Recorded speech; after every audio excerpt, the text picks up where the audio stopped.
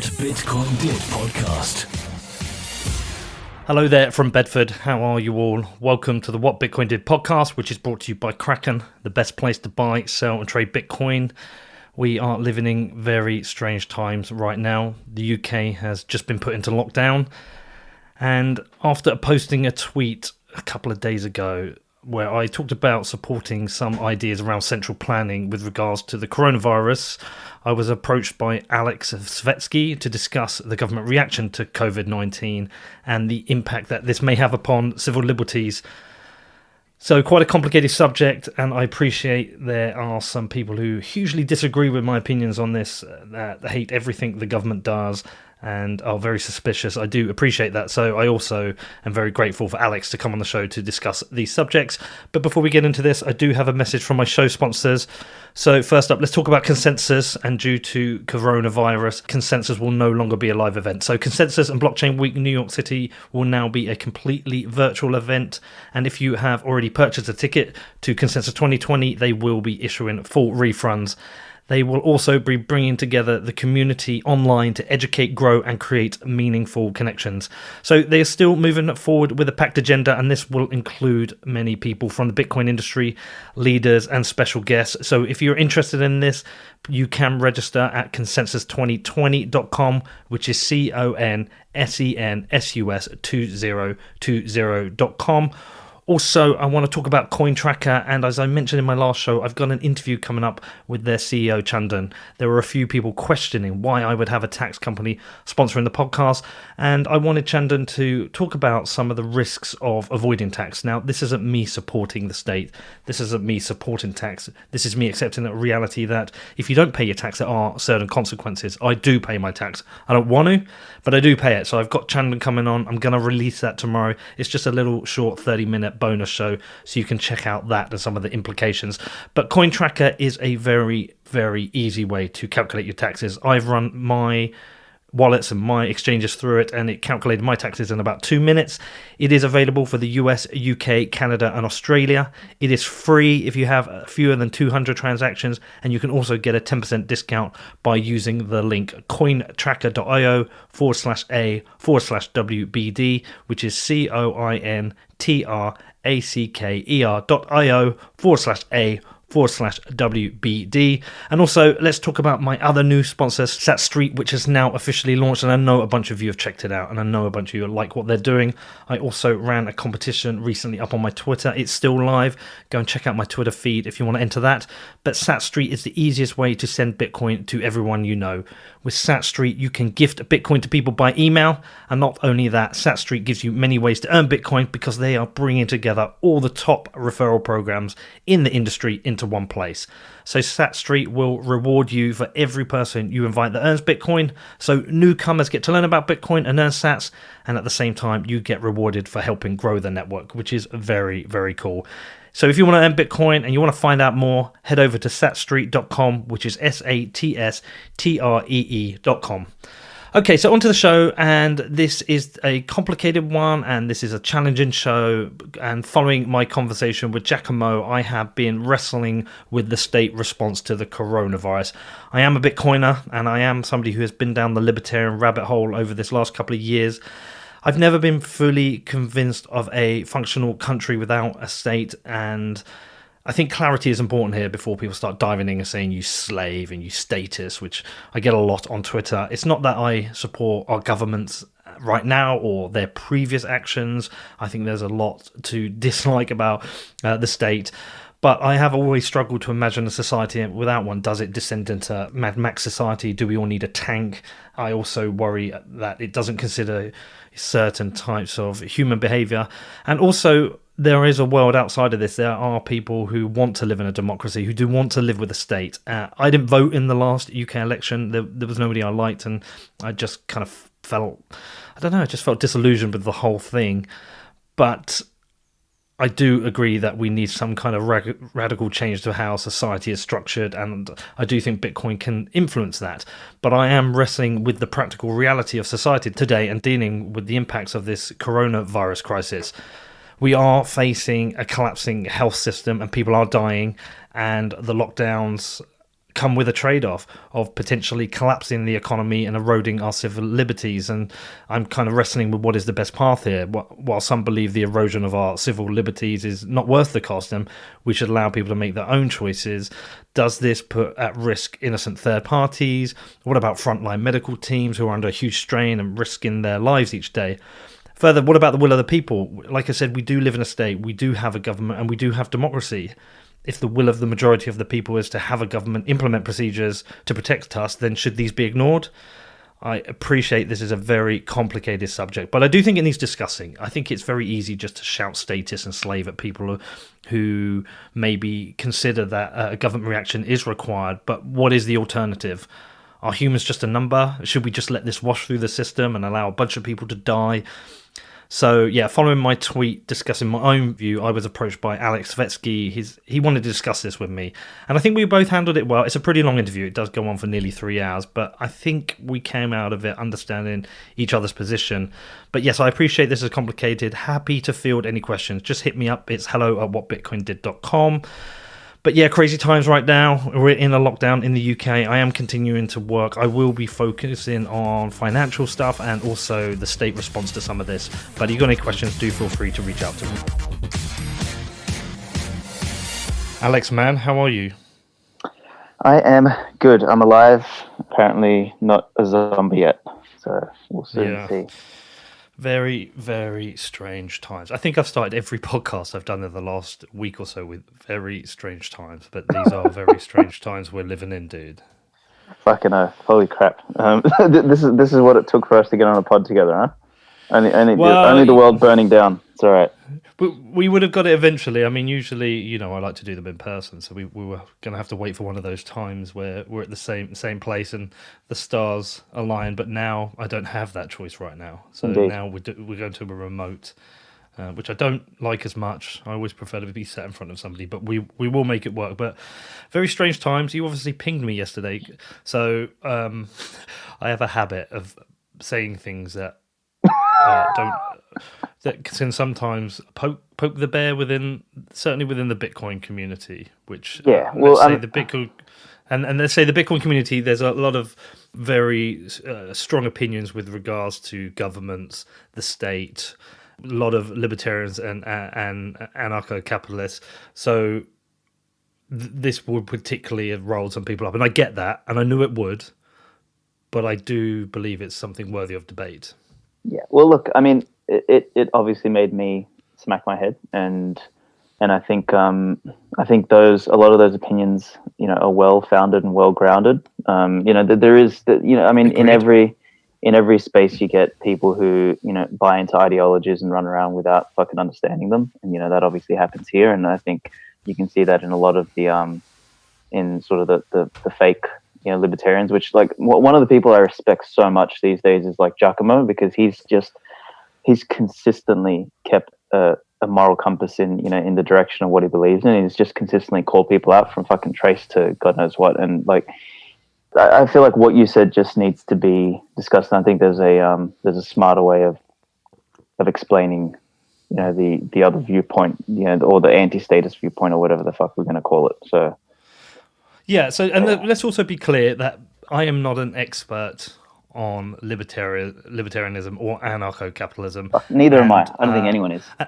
And neither of us are experts in pandemics, the spread of viruses.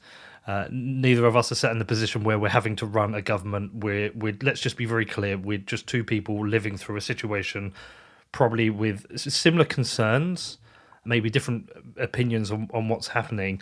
And one thing, a couple of things I wanted to say before we start is that I've never, like people are saying, a lot of responses were saying to me yesterday, you were a bootlicker and now you were a libertarian and now you're crying to the government for help. I think a lot of the responses were very unhelpful and I think very fucking childish, to be honest. I think you can debate the point without having to throw such bullshit at somebody. I've always historically been somebody who believed in the state because I didn't know of another option, Alex, right? Pre-Bitcoin, my worldview was there is a state and we get to vote who is in power. Mm-hmm. And I lived from a privileged position of the UK where we, in my lifetime, we haven't lived under authoritarian regime. We have had let's say that the state has descended into more kind of authoritarian policies. We have crappy censorship rules, and we have quite high surveillance, but we're not living in China here. And it's only in getting into the Bitcoin world that I learned about libertarianism, anarcho-capitalism, these different ways of thinking, and I certainly have a lot of sympathies with them, and a lot of things I like about it. I've interviewed Eric Voorhees a couple of times about it. I've interviewed Michael Goldstein. I've interviewed Stefan Livera, and there are lots of things I like about it, but I'm not fully sold on it being a perfect solution myself. So I've never gone around saying I'm a libertarian. I've always said I like a lot about libertarianism, but I think there's certain areas that are flawed as well. So it's important to say that. It's important to get that out first, and that doesn't mean I can't Bitcoin. It just means I have a different view. Fair. Actually, while we're there, what areas, just out of curiosity, because I think this will help us navigate the discussion, is what areas do you think are flawed, or what areas still don't gel for you? So interestingly, despite me having a raging argument with Francis Poulier yesterday, it was him who introduced me to the concept of minarchism, like a very small state responsible, like the night watchman state. Mm-hmm. So despite him calling me a bootlicker, that is still the belief of a state of some kind. Mm-hmm. And I've always felt that it's quite impractical to just be a libertarian on its own and then comment on global politics, because I've never seen anyone present me the path for moving from the state we have now to a libertarian structure, which I think is important. I think what do you mean by libertarian structure, though? Well, libertarian structure meaning, essentially no structure, no government, no state, all voluntary interactions with open free markets, the things that I've learned about. And what I'm saying is, like, I think you can live day to day with a libertarian mindset, but ultimately, if you want a libertarian society, I've always wanted to know, well, how do we get there? What are the steps for getting there? And something always stuck with me from Eric Voorhees, where he said it's like, it's too big a leap. But let's start with, how do we have less government? How do we reduce the government by 5% or 1% and do that every year? Because every year all we ever get is more government. And again, that's something I really like. I can hang my hat to that. But I spend a lot of time with people outside of the Bitcoin world, and I spend a lot of time with people who are essentially statists because they believe in left and right, and they vote. They vote every election, and then they blame the government when things go wrong.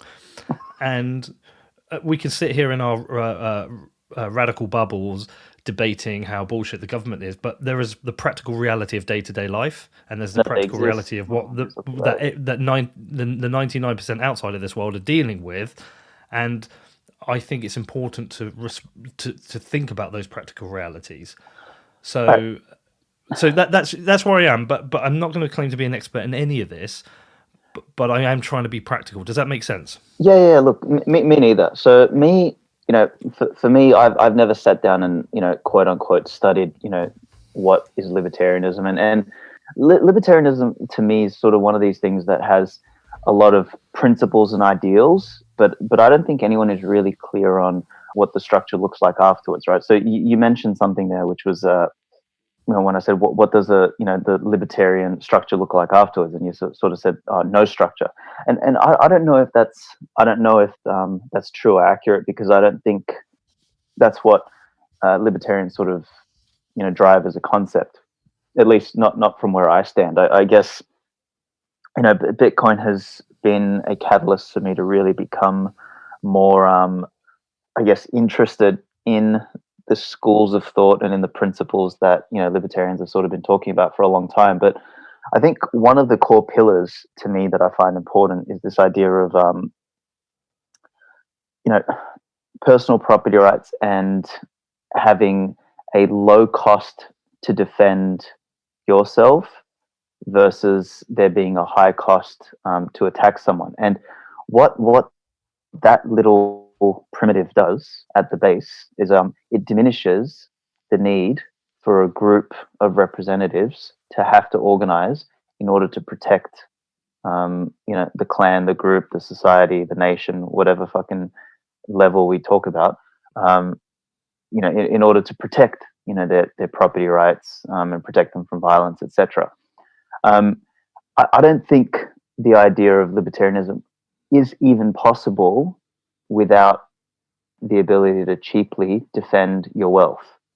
So I think, libertarianism as a concept to date has been purely fucking fictional, without the advent of Bitcoin. So Bitcoin is a real catalyst for it. So I think that's probably one thing we need to sort of just put out there. And then I think the next part is just trying to understand, what does a system or a society like that look like? And I actually think, libertarianism doesn't mean no organization or no structure. I actually think that it means, some sort of organizational structure that is more rooted in, competency, something that actually looks a little bit more like a business, where there is a direct measure of, competency to protect, or competency to defend. So I'll throw out a random example. I was talking with someone one day, and we're like, it was kind of the Citadel discussion, right? It's what does a Citadel look like, and how does a Citadel fund its its protection from some sort of crazy fucking external threat? Well, in that sense, I thought, well, shit, what if the citizens of the Citadel collectively put together a couple percent of their wealth, which is easily measured and verifiable. Let's assume that it's all in Bitcoin at this point in time. They pool those funds, and they, somebody either runs defense in that Citadel, or there's a number of free open contractors who are running defense in order to protect fucking people. Or then you've got private police. You got all these sorts of things. So I don't think it's an absence of structure. I think it's something that solves itself on a needs basis, as opposed to how we try and solve problems today, which is on a fucking assumptive basis. But there's always going to be some needs for some form of governance in there. I think what we're talking about is more decentralized governance, smaller scale, localized governance. Well, yeah, exactly. So I think localized is a big fucking answer to a lot of the dramas that we have, and we haven't been able to really do localized, call it governance, en masse, because we just haven't had the tools and the infrastructure to do that in the past. But the shit's changing. It's funny, as the stuff as localized governance is becoming more of a reality, so is large scale authoritarian draconian fucking governance. It's like this fork that's sort of spreading simultaneously at the same time. Kind of, I've got this conspiracy theory that Satoshi is someone from the future that literally came back and dropped this shit off for us, because without it, you actually don't, the localized form of free kind of order that is not possible without something like Bitcoin. It just literally isn't. So, but we are still talking about concepts which are, I've never got into the whole Citadel thing. I've just not got into the talks about it. There's something about it I don't like. Something it's about a thought it experiment. that feels, but it sounds very sinister to me sometimes. It makes me think of, have you ever seen Land of the Dead? Or is it Day of the Dead?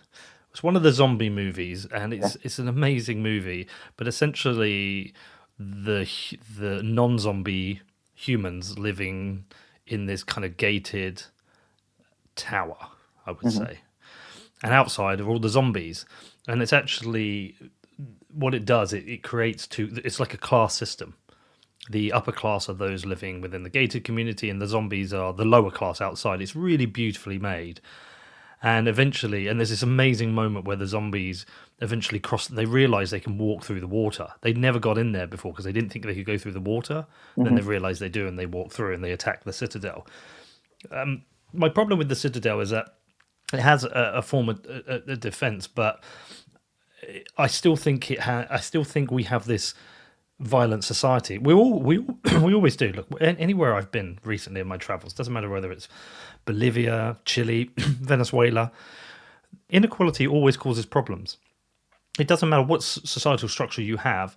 If you have high inequality, there's going to be social unrest. in a society of millions of people. So whenever people talk about the citadel, I can't help but just think that it is a haves and haves not situation, which will ultimately have social unrest around it and violence. I don't think it actually solves. I don't think it changes any of the problems we already have in society. Inequality is a symptom. Inequality is a symptom. It's not a cause. So what delivered the inequality in the first place? In those places that you've been, I don't think Bitcoin changes inequality. You will always have inequality. Okay. Hard money does not stop inequality.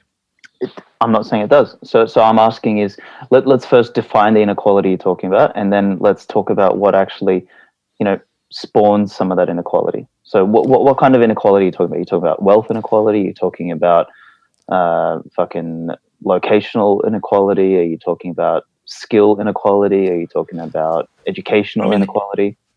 Inequality comes down to the person who feels like they're in an unequal situation. So in the UK, inequality might be the cause of gang violence, whereby London street gang members are growing up in poverties in let's say deprived areas. They join a gang because the gang says you can earn money and you can get the latest trainers, and they have the latest things. That could be their inequality.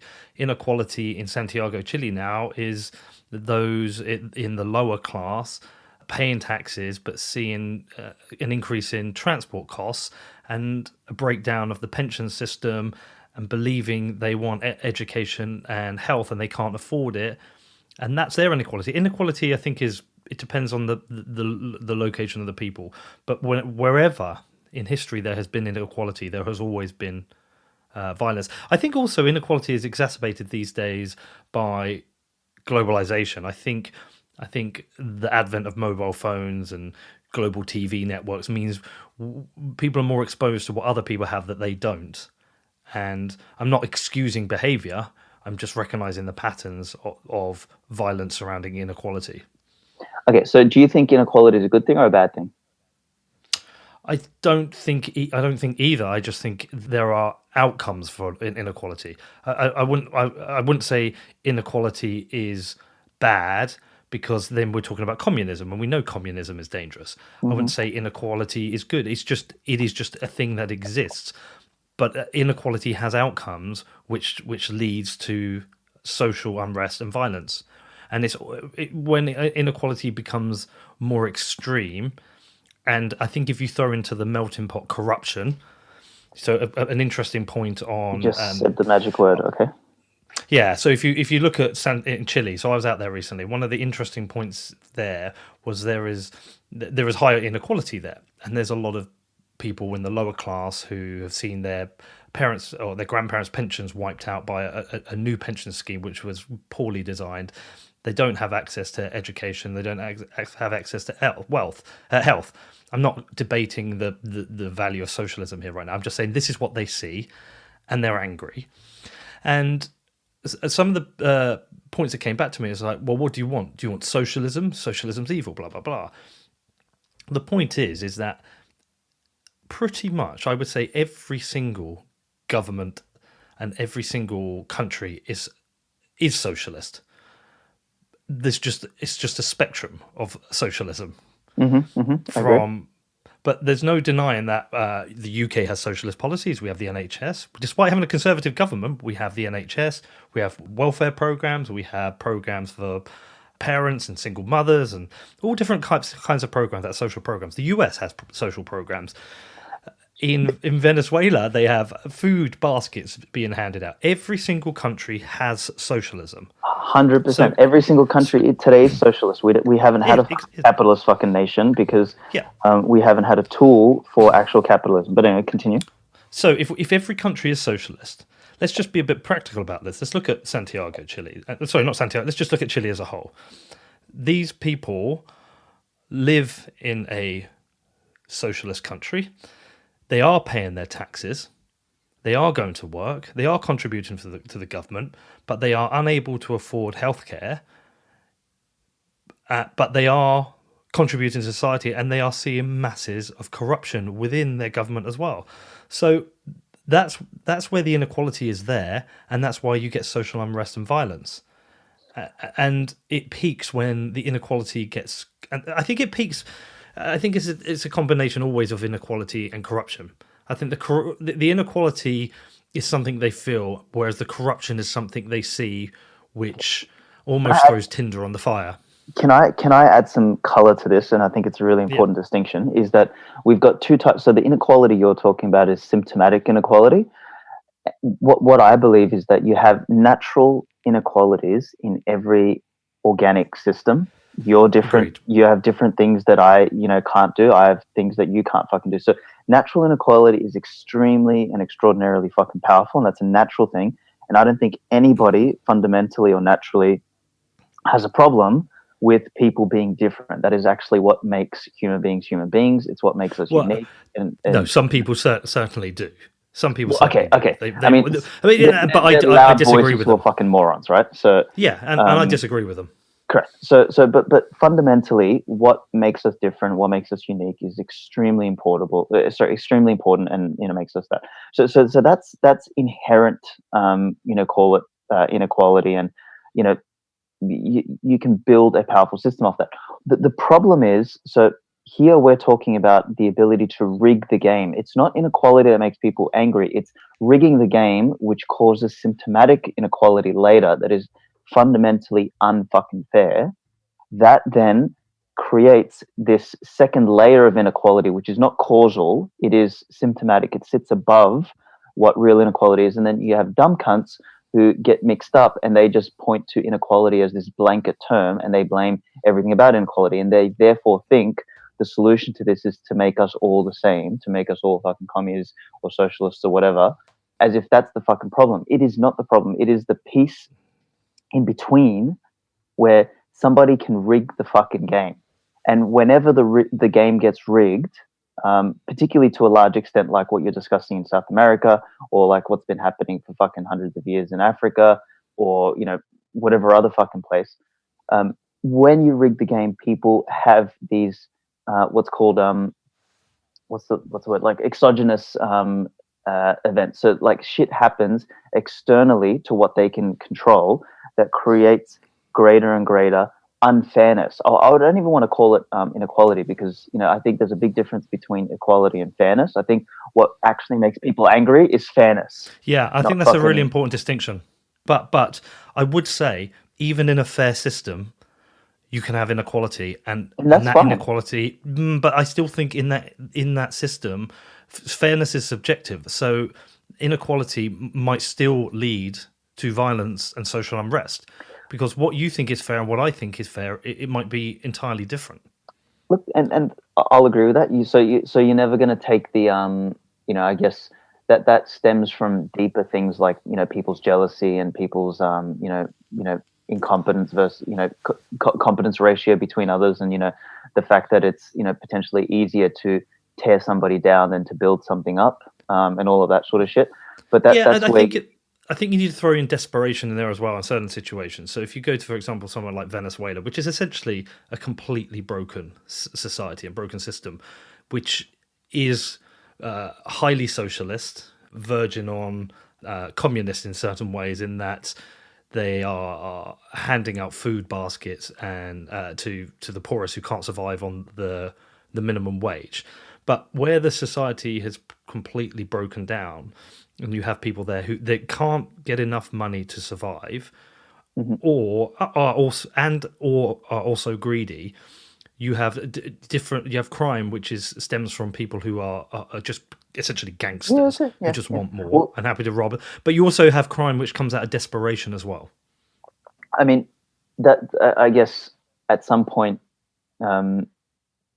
survival is our core driver as a species anyway, right? So we're going to find a way to survive. I think, on an individual basis, desperation is really real. And now we're seeing, desperation on a slightly, more macro level, with people freaking out about all this corona shit.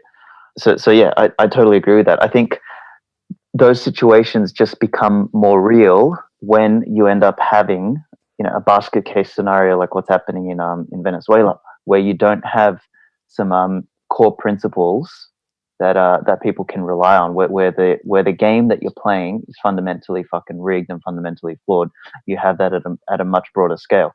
Whereas when you have some rules of fairness, like I mean, America, for example, is a really interesting case study. I only recently started reading, like, I saw that play, the Alexander Hamilton one, and that just sort of got me really interested in how the US was formed early on and all that sort of shit. And it was just really. Where did you see it? I had a friend record it, so when I was in the US, I missed it while I was in New York because I didn't know about it. But I ended up watching it as a recording on my laptop. Right, so I've seen it three times, right? Okay. Twice in London and once in New York. And the reason I've seen it 3 times is I don't think there's anything out there creatively that's ever blown my mind as much as that. Like the first time I saw it, I was just like, wow. Just on like the creative level, the choreography, the way the story is told. And so much so that I don't think I took the full story in. So I had to go and see it again, and it gave me a real deep interest in the US Constitution. Yeah, me too. Something I've been reading a lot about. Yep. And the checks and balances that those forefathers wanted to put in place to ensure they had a fair and decent society. And interestingly, I've said this to a couple of people recently, it feels like that Constitution is actually fundamentally brilliant in many ways, but is constantly under attack by those who can't get their way. Absolutely, I feel like Donald Trump attacks the Constitution. Well, everyone does, because fucking there's they want some sort of gain in their favor. But see, that Constitution is such a fucking incredible example of what happens to a society and how quickly it can develop itself when you place some really wide, fair, sound fucking rules that protect some basic things. And now they managed to do that and build arguably the greatest fucking nation in history, yada yada yada. And they did that with depends how you hold on. It depends how you measure that exactly. Nation. That's why I'm not sort of because there are plenty of people would say that it's built one of the worst nations in the world. It depends how you measure it. There's a lot I really like about America. There's no country I've visited more, but there's also a lot of things I don't like about it. And I think correct. But we are also. I like the internal stuff. You know what I really don't. I don't dislike a lot of the external things. Correct. But let me finish my point here. Is that we're talking about America now, which is in the 2020s, which has become a fucking complete basket case, right? So I'm talking about the genesis and the spirit of America and how it was able to come from nothing to being, the dominant power in the world, because it had these ideals and these ideas in place as a foundation. They were able to do that with, and this is really important to understand, with the layer that society sits on, the bedrock that society sits on is a form of money. And they were able to do that with a fucked up form of money. Imagine if we can do something similar with that kind of constitution, with a money that can't be coerced or fucked up or stolen or robbed, or all the things that we're doing with the money today. You would have a much more extraordinary fucking situation. So the reason America has sort of peaked and turned into this, crony capitalist socialist fucking system is because despite having this incredible constitution that they were able to emerge with, they have a system where they can also steal through taxes, steal through inflation. And we're seeing the greatest inflation experiment in the history of fucking humankind right now, with these idiots printing platinum coins. Like, so the problem is it always had an Achilles heel. And back then it was impossible to create something like Bitcoin, obviously, for this to happen. But I think we're going to have an opportunity, to do a 21st century version of what they did in America with the Constitution. And I think that initial bedrock has to start from somewhere. And unfortunately, generally, it has to start from fucking the rubble of, of the prior, which I don't think is going to happen right now. I actually don't think Corona's that bad, but is likely going to happen in the next decade or two, where we're going to have to really rethink shit. But we're going to have an economic layer upon which we can do this, which we haven't had in the past. Mm-hmm. Okay. So that's why, like, I don't want to sound like one of those fucking gold bugs. Oh, it's different this time, but it genuinely is, because now like I did a talk at if you do you know Daniel Wingen, who runs Value of Bitcoin, Safety and Yeah, of talk. course. Yeah, great guy. Yeah, so I just did a talk at his conference in Austria, and my topic was Austrian economics doesn't work without Bitcoin. So all of this stuff, Austrian economics, libertarianism, this idea of free societies, none of that shit, all of that stuff was a fucking pipe dream until the advent of Bitcoin. Bitcoin is the fork in the road that makes all of that stuff practically possible, because whilst the unit through which social cooperation, through social interaction, through social cooperation, through which your work, my work, and all of that sort of stuff is valued and measured, and then able to be interacted with, whilst that is measured and managed by someone, you will never have a truly capitalist society. You'll never have a free society. You'll never have a libertarian opportunity. You'll never have Austrian economics. All of that shit was a fucking pipe dream until fucking Bitcoin. So now we honestly have an opportunity to experiment with that kind of system. The Keynesians won because, by definition, that the Keynesian model means that somebody needs to manage it and play with it. Up until now, that's been the fucking only way, and it's been the way that if you have the right to, or sorry, not the right, but if you have the ability, if you're in a position to be able to manage it, you can significantly give yourself an advantage over others. And when we then tie that opportunity up with human nature and self-preservation, I mean, of course, I don't give a shit if it's you, me, or anybody else. We're all going to fucking abuse it, even if we think we're not abusing it. So yeah, I mean, power corrupts. Absolute power corrupts absolutely. Okay, look, we know that. So, and I don't disagree with you, by the way, and I agree with a lot of Bitcoiners. But I think some of them lose their shit with me. But what they don't understand is that my role in this is to question things. I absolutely should question every area of thinking, every fundamental principle that people have regarding Bitcoin. It's really important to do, not to just sit there and create a cheerleading podcast that only says, "Yay, Bitcoin's great, it solves every problem in the world." yeah, It's not objective enough, and I struggle with calling myself a journalist. People say, Pete, do you know what? The people say when they want me to do something which they think is responsible, they call me a journalist, and then when they don't like what I say, they say you're not a journalist. Yeah, So yeah, whatever the of course. fuck. Either way, Yeah. I have a responsibility for challenging things and for challenging people, and so that is really important. And by the way, at times I challenge people, ask questions I know the answer to, or I challenge them on things that I still actually agree with them on, because that's an important part of doing this. Of course. I mean, if we're all just sitting there agreeing with each other, it's fucking boring. So I agree with you, completely and fundamentally agree with you. I think we need sound money. But I don't think sound money solves every problem. And also, we're talking about a future scenario where there's many hurdles to get over. Right now, Bitcoin is a speculative asset. It allows for censorship resistance and seizure resistance, and that's very, very cool. But it has no influence over central banking now. It has no influence. We don't have a sound money-based economy. So We don't. we're talking Bitcoin about is purely a lifeboat today. yeah, it's a lifeboat today, and you and I and everyone else is working towards this, hopefully creating a better society. But right now, we're having this conversation because of a crisis which is happening right now. Now, some people don't believe it's a crisis, and we can go round and round in circles on this, but this comes from a tweet which flies in the face of most Bitcoiners thinking, or a lot of them, which is why it was heavily criticized, because I'm trying to be practical. We live in a socialist society right now. We have a government and we have a crisis, and we have opinions on how our governments are handling this.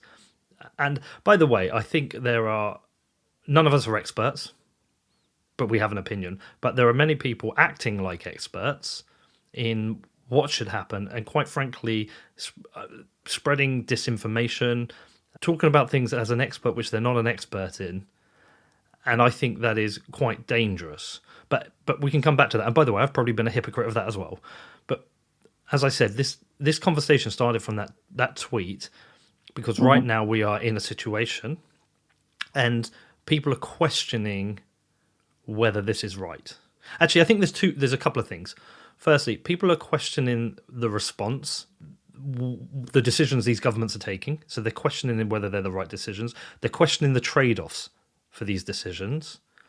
And they're also, let's say, some people are seeing this as an opportunity and an excuse for the governments to extend their powers and control over us. And that's a very valid fear if you look at history.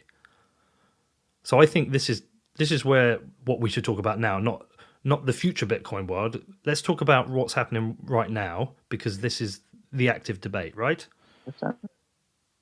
So my view is that I've never claimed to be a libertarian. I like libertarian ideas. Okay, I really, really do. But I've always said I am a bit of a statist. Now that itself is a weird term, because by saying I'm a statist, it's not saying that I like the governments we currently have. It's not saying I historically like the behavior of governments. It's not saying I like central banking. But I believe that certain aspects of society are better centralized. For example, law and order. I believe that. I don't believe in an entirely free market, because I think it ignores greed and misbehavior. So, for example, right now we have companies within regulated markets doing some of the most terrible things. Monsanto, what Uber did in India was absolutely terrible. And I don't believe a completely free market stops that happening. I don't believe that when people say, well, people will see reviews of what they've done and they will stop using. No, they won't. What did they do?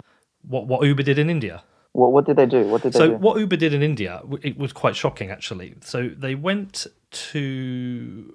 So because they've backed by venture money, investment capital, they went out to India and they went to the taxi drivers and offered them loans to buy cars.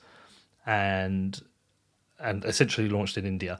Then what happened is that the prices for the Uber drivers was pretty good to begin with, so they were able to pay off their loan payments and earn a decent salary. Then they sold so many cars to Indian Uber drivers that the rates dropped, because essentially the price for the fees that the drivers receive is kind of market based, but also Uber has influence over it, and people ended up not being able to afford to pay off their car loans, and a number of people committed suicide. That to me was an abusive situation that a large, powerful company was able to implement. But historically, companies, we could spend, it wouldn't take long to go online and find hundreds, if not thousands, of examples of companies being abusive. That happens. Yeah, but that's not a function of free markets. I think that's generally more a function. That's a function of people. So that's a second, third, fourth order effect of the structural inconsistencies that we have in these systems. So, for example, one of the big reasons why there's so much fucking money floating around in a dumb idea at times is because there's all of this fucking excess capital that needs to go somewhere. So you end up having a situation where someone like Uber, in a free market society, wouldn't be as funded or as a large fucking player as they would be in a fucking free marketplace. Yeah, well, so again, hold on. You're missing the point. The point I'm saying is you will still get large companies, and you will still get companies and people that operate via greed, lie, and do abusive things. Hard money does not change people's greed. Hard money does not change abusive practices. It just changes how much capital you have to do that. But it's not going to change that. I think it's really naive. It actually does. It really doesn't. No, it actually does. And I'll tell you why. So how does somebody like Monsanto use greed to get an advantage and to do evil shit in the world? How are they able to do that? I don't really know how to answer that. They just do it. They do it as part of their business. And yes, correct. Perhaps they're able to use money to get the best lawyers, but I don't think hard, sound money changes. Who are they friends with? Who are they friends with? Oh, you're going to talk about what they get away with in the government. Well, that's the only way they can actually do that shit. And lobbying. Well, no, but the government are the checks and balances. Without the government, you don't even have the checks and balances, so they can still get away with it. Well, the problem is when you have this veneer of checks and balances where we think that there's a mad checks and balance, they just get away with it, whilst we think that there's nothing fucking wrong there. No, I think people know there's things that are wrong with companies and they still use it. I think people are very clear right now that Amazon runs quite abusive warehouse practices. I'm very clear that there are people living in tents outside Amazon warehouses. I'm very clear on the quite abusive practices in there. I think everyone is. Have people stopped using Amazon? No, they haven't. I think it's a fallacy that people think suddenly if we have sound money, everyone is going to change the behavior of everyone. It's going to change the morals. It's not. Sound money is a one of the pillars for free market capitalism. Now, what my argument is in free market capitalism is that you get rewarded for a couple of things. You get rewarded for adding more value. You get rewarded for delivering a better product, delivering a better service, or doing something better. So you get the metric is merit. Whereas this is a principles thing. So let's not talk about what's happening today. Let's just talk about a hypothetical, which is when you have a system where the metric is merit versus a system where the metric, when you actually get to the top, is no longer merit. The metric becomes how do I stay at the top via whether it's lobbying, whether it's filling my fucking bags with ridiculous amounts of fake fucking capital that the retail can't get a hold of, or all of those inconsistencies. What happens is you become a company at the top that stays at the top, not because you continue adding value, delivering better products and services, etc. You actually stay at the top because you can create this crony system to keep you at the top. That therein lies the fucking problem with this quasi socio-capitalist fucking system that we have today, which doesn't have this call it brutal fucking capitalist effect, which is as soon as you start doing shit that doesn't deliver better value, better products, better services, etc., you go down, you start to decay. No. See, this is where I think you're wrong, because I think you can do both. I think you can deliver high value whilst being abusive, and you can do things that are abusive that people are completely unaware of in the background, and you can get away with it for a long time. You can poison the water for a long time before anyone knows. You can get away with abusive practices. I completely agree with many aspects of the free market. I think it does make things more efficient, but I disagree fundamentally that it's going to change human greed. I disagree fundamentally. And where you have human greed, you will have abusive practices. Absolutely, you will have abusive practices. You will, but they get drowned out because there is opportunity to have more functional practices because people's, again, changing some dials down the bottom, for example, time preference, and for example, people's desire to fucking consume now. Like one of the things I love about Bitcoin, I'm just finishing writing an article, is how the halving represents this symbolic divergence from the world of excess consumption that we have today, where everything is about my exponential, my doubling, my tripling, my more, now.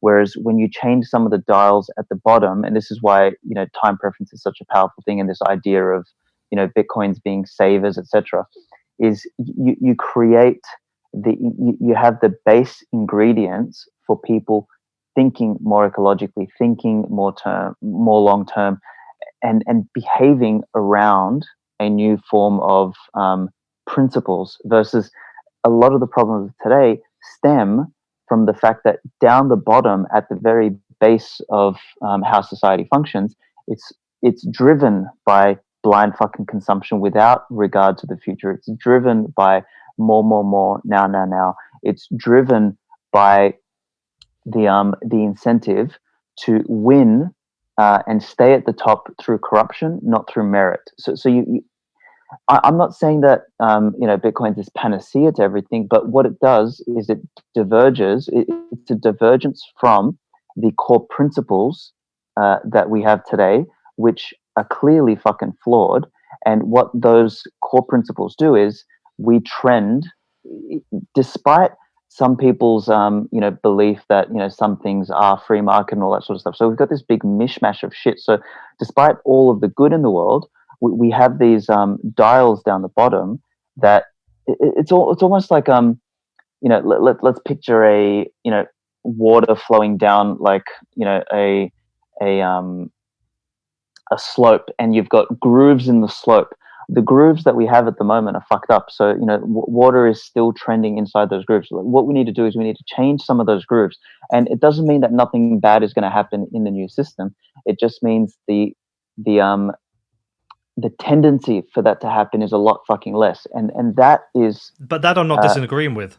I'm just saying this idea that suddenly under a sound money system that everyone has a moral backbone and there's no greed and no abuse, I think is a fallacy, because it's ignoring human nature.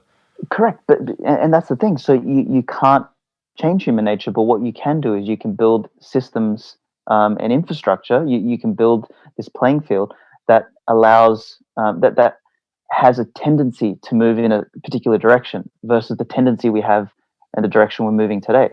Yeah, so you're just changing the dials, but you're not changing the fact that it happens. I think that's just an important part for me to say on my side. I do not think it will change human nature. Yes, the incentives change, but we shouldn't change human nature, because if you take greed away, for example, that removes our desire for innovation, for moving forward. So greed is such a fucking powerful concept. But greed unchecked, when you mix that with the incentives of a system like we have today, you have the outcomes that you have today. But when you take greed, you will still have some of the outcomes in a sound money system. Proportionately, I would argue that it's fucking proportionately orders of magnitude less, because the incentive system is fundamentally different. It is the slope is pointing in a different direction. I would agree it's less. I would agree it's less, but I'm not going to sit from a position of wanting Bitcoin to succeed so much that I'm going to ignore that there are things that we don't know, or I'm going to pretend things are going to fundamentally change that I don't believe are. Yes, the incentives models change. Yes, there will be less unchecked greed, but I can't stand by and say I don't think there will be abuses, and I don't think there will be practices which are unacceptable. I just think it will happen, and there's no negotiating me out of that position, because that's like a core belief that I think doesn't change. That core belief is built on the idea that humans are humans and they're going to be shit cunts, right? Basically, some, not all. Yeah, well, that's what I mean. Yeah, yes. Some are, exactly, and we're never going to get rid of the shit cunts. But the best thing we can do is limit the shit cunt's ability to run the show. And that will have more of an impact than anything else we do in the world. That's my argument. Okay. All right. So we're going to talk about Corona.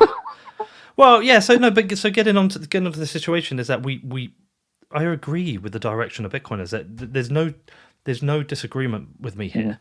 Like, not that all Bitcoiners agree, but I do want a sound money. I do want better money, but I'm also trying to be very practical as someone who is, I'll just say journalist through this, and if people want to argue whether I'm not, let's have that as a separate debate. But as a journalist, I'm trying to represent and shine a lens on what's happening in the world, not just the Bitcoin world. I don't just make Bitcoin shows. I make shows for my Defiance thing, and I just make other random stuff. And we are in a situation right now where we have this virus, and we have our governments making decisions. And yes, we can sit there and have our debates about how historically terrible governments have been, and how anarcho-capitalist society would be much better. And we can debate and discuss these radical ideas, and we can refer back to the radical literature we read and the things that we debate on Bitcoin Twitter. Whilst we're doing that, the wheels of the world are still turning, and our socialist governments are continuing to make decisions. So I'm trying to be also practical.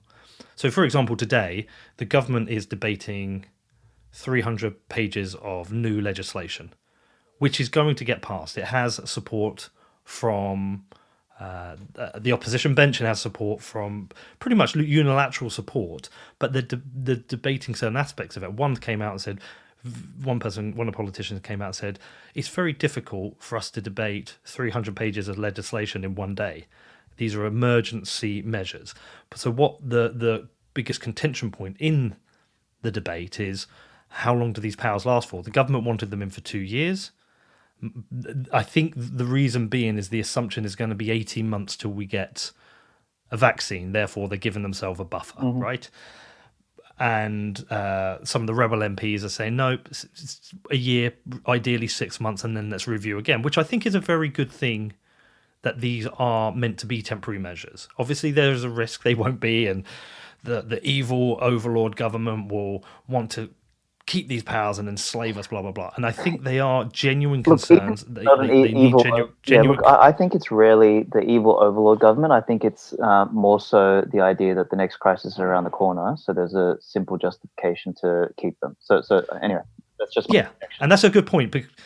It's like all the bullshit we now have because of terrorism, right? All the shit we have to deal with for that. Every and it seems to be a worse thing out in the US, right? We have to track every spend you have because terrorists. We want access to your phone records because terrorists, right? And I completely agree and understand with that. But right now we're in crisis. So what should be happening, and what do people expect, and what do they want? And not what do Bitcoiners want, because that's a very small percentage of people. We have to consider society as a whole, and what do people want right now? And there are a large percentage of people who are very scared about what is happening, and they're looking to their government. Why are they scared? And they're looking to the government. Why are they scared? I think they're scared because people are dying okay. in high numbers. And possibly is that why they're scared?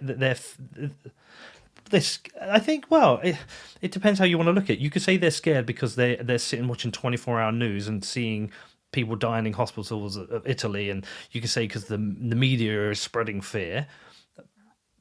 Behind all of that, what I've been using as my measures for this, because I've been tracking this for a couple of months now, the two most important things which I track are death rates.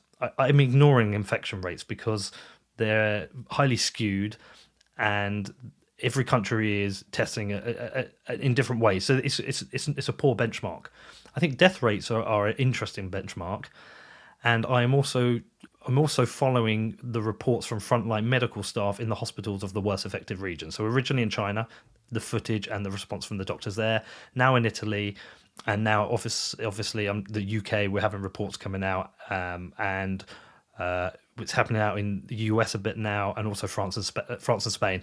I think that's the most important information that I am using to base my opinions on what is happening. Okay, and let's just touch on some of the what are some of the high level, and I've done some reading on this anyway, but let's just, for the listeners and for me to see where you're at, what is some of the high level, I guess, patterns that you're seeing thus far in the death rates? I think there's two consistent patterns. And it feels like there's the Asian pattern, whereby this flattening of the curve seems to be happening quicker. And then there's the European pattern, where it feels like we're more in a hockey stick moment. So Italy has far surpassed China, and we've seen no flattening of the curve yet. And if you look at most European countries, France, Spain, the UK, we seem to be following a very similar trajectory to Italy. So where does this curve go? Does it go to infinity, or...? No, of course not. And then the other thing I'm tracking and following is, like I say, the reports from the frontline medical staff, nurses and doctors in the hospital, and they are unilaterally consistent. Okay, are you looking at total cumulative cases, or are you looking at total new cases? I'm not looking at cumulative. I'm just looking at deaths. Okay, so total cumulative deaths or total new deaths? Have you made the differentiation between those two graphs? Because this is very important. I'm not looking at I'm following the trajectory of the rate at which deaths are increasing. Mm-hmm. Well, from what I've seen over the last couple of days, even Italy is now slowing down. Everyone's slowing down. So what you've got is not Well, hockey sticks. You've got these bell curves. But that yeah, I well, think Italy's is besides the first, point. yeah, it dropped yesterday. Yeah, it dropped yesterday. But has that happened because they've put in draconian measures? I highly fucking doubt it. But So you think it's got absolutely nothing to do with the fact that they're on lockdown? I And you think what's nothing is a strong word. So again, it's a spectrum. So if we're going to use the argument we used before about libertarianism and spectrums and all that sort of shit. So let's say it's a spectrum. I think obviously fucking panic mode locking down everyone is going to have some impact, but I think it would have had no more impact than doing some things really sensibly. Which I've got some ideas for solutions, but I don't want to say that towards the end of the conversation.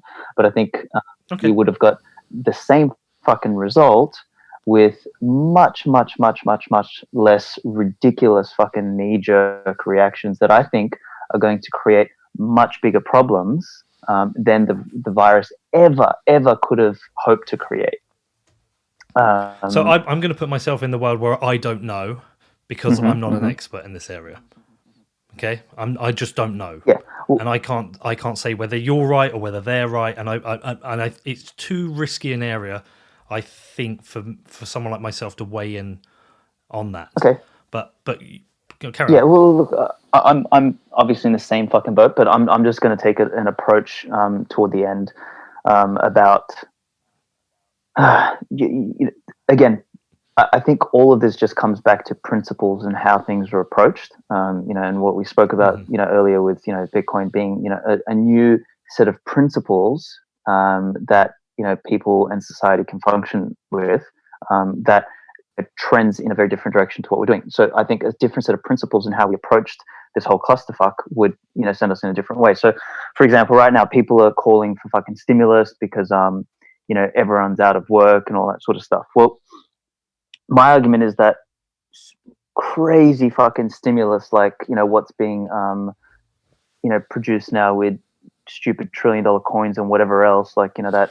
Should we come back to the money, because I think that's a separate point. Okay. Let's just deal with whether Corona's a problem or not. What the response should be. Well, what the response should be. Okay. What people believe it should be, because there are a lot of people. I said yesterday, let's put the wording up. I think some people misunderstood it as well, and it was essentially two paragraphs really. But I said, right now I am definitely a statist. I think we need draconian centralized planning to reduce the spread of coronavirus and the overwhelming of the health systems. So let me tell you where that comes from. That comes directly from every report I've read from a doctor on the front line in Italy, in the UK now, in China, where they are all consistently saying they've never seen anything like this. They've never dealt with anything like this. You need to put in place social distancing because this is scary. And one of the interesting things I would like to know, so for example, there was an 18-year-old who died in the last 24 hours, has underlying health issues. I'd love to know what those underlying health issues are. I think that's a really important thing we're not seeing enough about. Is it asthma? Because if it's asthma, it's a condition they could have lived with perfectly fine, a normal life. My dad has asthma, right? And he's 72. Or were they a stage 4 cancer patient and terminally ill? And I think that's a really important thing to know. But either way, we also have a 36-year-old nurse with no underlying health conditions now. A report came in this morning that she is in an intensive care unit. So that is happening. So we have health systems which are potentially going to collapse under the weight of dealing with this. That is why I said I like some of the centralised planning.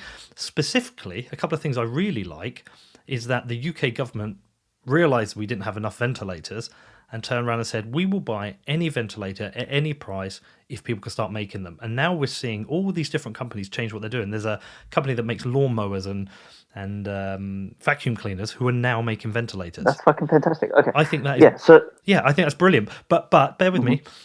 That is centralized planning. Another thing I like is there has been an arrangement between the private health sector in the UK is now going to be, they're going to provide all of their doctors, medical staff and beds to support coronavirus. Again, I think that is brilliant.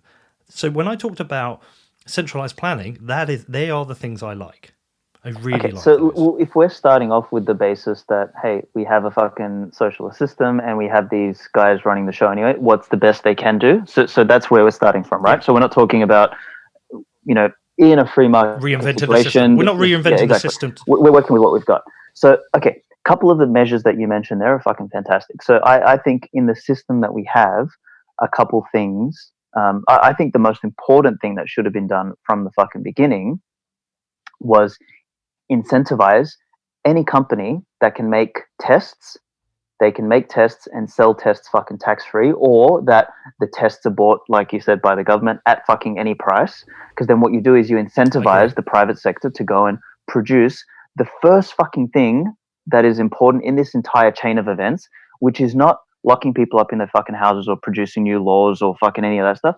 The first thing that anybody should be fucking doing in this thing is broad testing. Like Iceland tested their entire fucking country practically before anybody else got off their fucking asses and did anything. Likewise, the countries that were most successful in this, the South Korea, the Taiwans, and the Singapores, they have the highest rates of testing. So that's the first thing, because then you can identify who the fuck is actually sick and who the fuck thinks they're sick. Because at the moment, there's, I can't remember what number I read, some statistic of like 93% of people who think they have corona don't actually have fucking corona. So what they're doing is they're the ones Yeah. overloading the system, not the people who are actually sick. So first and foremost is I agree we with need this. to incentivize testing before we do anything fucking else. But this is still statism. This is a state Fine, but response. I just opened my argument with the fact that So we're starting from that premise, right? So we can't change that. yeah, but do you agree with it? Does it? Do you think this should happen? And does that make you a statist right now? No, I'm not being said. I'm just saying that in the situation we're in, what can statists do to do this better? Which is So what is wrong with my? They need to incentivize private sector. They need to incentivize the private sector to do something about it, not nationalize the production of masks, for example, or tests. Because if they nationalize the fucking thing, they're going to bumble it because they don't have the capacity or the competence to manage the production of these tests or ventilators, etc., the same way as the private sector can do if the incentives were placed there. So at the moment, we're stuck in this quasi. But how is that? But Alex, how is that different? Yeah, how's that different from what I said about saying that I am a statist and believe we require centralized planning? Well, this isn't this to reduce the spread of this coronavirus. isn't centralized planning. What I'm saying. Yes, it is. Of course, it is, because you're saying the government must incentivize companies to be able to produce tests. That's centralized planning. That's the government instigating. No, it's not, because if it's not the government, then you're saying allow the government to do nothing and just wait for everyone to do something. I don't see how you're not agreeing with my point. Okay, there's a couple nuances here. Number one is we need to figure out the basis from which we're making this argument. If the argument is should the government do anything or do nothing, I err on the side of ideally. It really comes back to, what's pragmatic and what's realistic. Actually, is in this situation, is the government going to do something? And as we've seen, they're doing shit with a complete fucking knee-jerk reaction, and they're making decisions that make absolutely no fucking sense. So what should they do? They should do the fucking absolute minimum viable. Just like in any situation, the government should do the minimum fucking viable. But hey, we live. What do you think, Alex? What do you think they should do? Well, first of all, do you think they should do something or nothing? I think they should get the fuck out of the way as much as possible. And if they... So how do they get out of the way? First of all, these fucking lockdowns are ridiculous. No. Let's stick with the point on the tests, because you think the tests are important, and I agree. I think I might have had it and I don't know because I wasn't tested, and I was really sick, and then my son was sick, and my son actually went to school possibly carrying without knowing he's carrying, because the 111, when I spoke to them, said to us, you haven't been to an infected region and you haven't been in contact with a confirmed case, treat it like the common cold. Yep. Okay, no lockdown, no self-isolation. So, I'm asking you, what do you think the government should do? Not even with it. What you say, get the fuck out of the way. Okay, so how do they get out of the way? They announce a couple economic incentives and then let the private sector fucking do their thing. So they announced a couple of economic incentives, centrally planned, to incentivize the private sector. So how, again, we're talking about it. Well, you're approaching it in a binary method, man. So you want me to treat you on a spectrum, and then you want to treat my argument as a binary. No. I'm just saying is that I said, let's just be I'm just keeping to the facts because people are very critical of this. Mm-hmm. And my biggest issue is I haven't seen a valid alternative argument yet. And I want to see it. But you said, my tweet, let's stick with what I said. I think we need draconian centralized planning to reduce the spread of coronavirus and overwhelming of the health system. We don't need draconian. No, we don't need draconian. What we need... Centralized planning is draconian. All centralized planning is considered draconian. Okay. Let's forget the word draconian. Okay. Let's just so I think that's where you poke the bear in the wrong fucking way. But anyway, just take that word out. Right now, I am a statist because I think we need centralized planning to reduce the spread of coronavirus. You are saying that you believe the government should provide incentives to the market. That is centralized planning. Only because we have a government. Only because we have a government. So we're starting from the premise that they exist and that they're going to do something anyway. So they should do the minimum viable. So that's all I'm saying. If they didn't exist, so again, if we want to go back to the argument of let's create a fantasy society, which doesn't exist today, of the government didn't exist, and what the response would look like in that type of situation, I'm happy to have that conversation. But the conversation we're having now... we don't live in fantasy land, and that's the point. And that's why I think a lot of the replies to this were very childish because they're not actually dealing with the practicality of where we are today. You are saying you think we need centralized planning for this based on where we are today. I'm saying that we have centralized planning irrespective of what we do. So as a result, we should take the fucking minimum version of it and do that because they're going to do something anyway. That's all I'm saying. So I'm saying we've already started. Are we saying the only difference between you and I? Are we saying the only difference between you and I is the use of the word draconian? Well, not exactly, because I also don't think central planning would imply to me that well, actually, I'll give you an example of central planning is what they're doing at the moment. So central planning is, all right, the government is going to nationalize the production of all of the medical supplies for this. The government is going to nationalize all the fucking hospitals. The government is going to tell you when you can and cannot fucking move from your house. The government is now going to work with Google and Facebook to track your fucking phone so we can tell you what you can and cannot do.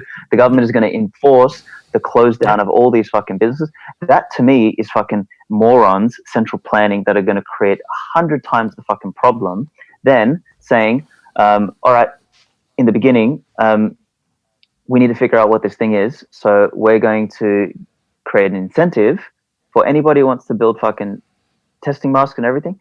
It's fucking tax-free, or, we're going to pay you whatever, and we're going to get the fuck out of the way and you fix it. They're two very different methods. But so what we're saying is there's a spectrum of things they might do. 100%. That's what we're saying. Yeah. Okay. So we're dealing with reality. If we want to deal with reality, if we want to deal with fantasies, then we don't talk about spectrums. We talk about absolutes. But we don't have that. So the things I listed, centralised plan in the UK so far has led to more ventilators being manufactured, a deal between the NHS and private hospitals making more beds and doctors available, provided an income to those who want to socially distance ourselves. So we're going to come back to money, but what we're saying is there are a range of things that they can do. Mm-hmm. But the assumption I think people jump to in my tweet is that I want people to stand outside people's houses with guns and tell them they can't leave their house. Okay? Well, again, that's the spectrum. So, I mean, the word draconian probably didn't help when you said that, but yeah. Yeah, okay, so I'll concede on the word draconian, that perhaps that is misleading. The reason I use draconian is because it's been used so much in the press recently. Yeah. And actually, if you look at the dictionary definition, excessively harsh and severe. So perhaps it's that word itself is misleading. But also, let's stick with the point is that I am a statist in this situation because that was a lot of the criticisms came from the fact that I said I'm a statist. And people were like, you're always a statist. You're a bootlicker. You're a slave. Okay? Mm-hmm. So I think the alternative to being a statist in this situation is believing the government should not do anything. Well, but that's not realistic in the state that we're in because the government does exist, and whether even if they do nothing, they're doing something. Well, yes and no. But so Well, they are by Where do definition. I mean, we've got a public health system, so they're doing something. Like the problem is, like, there is no scenario here, realistically, where you pull the government out of the equation because they're there. Like, we just live in that world. Exactly.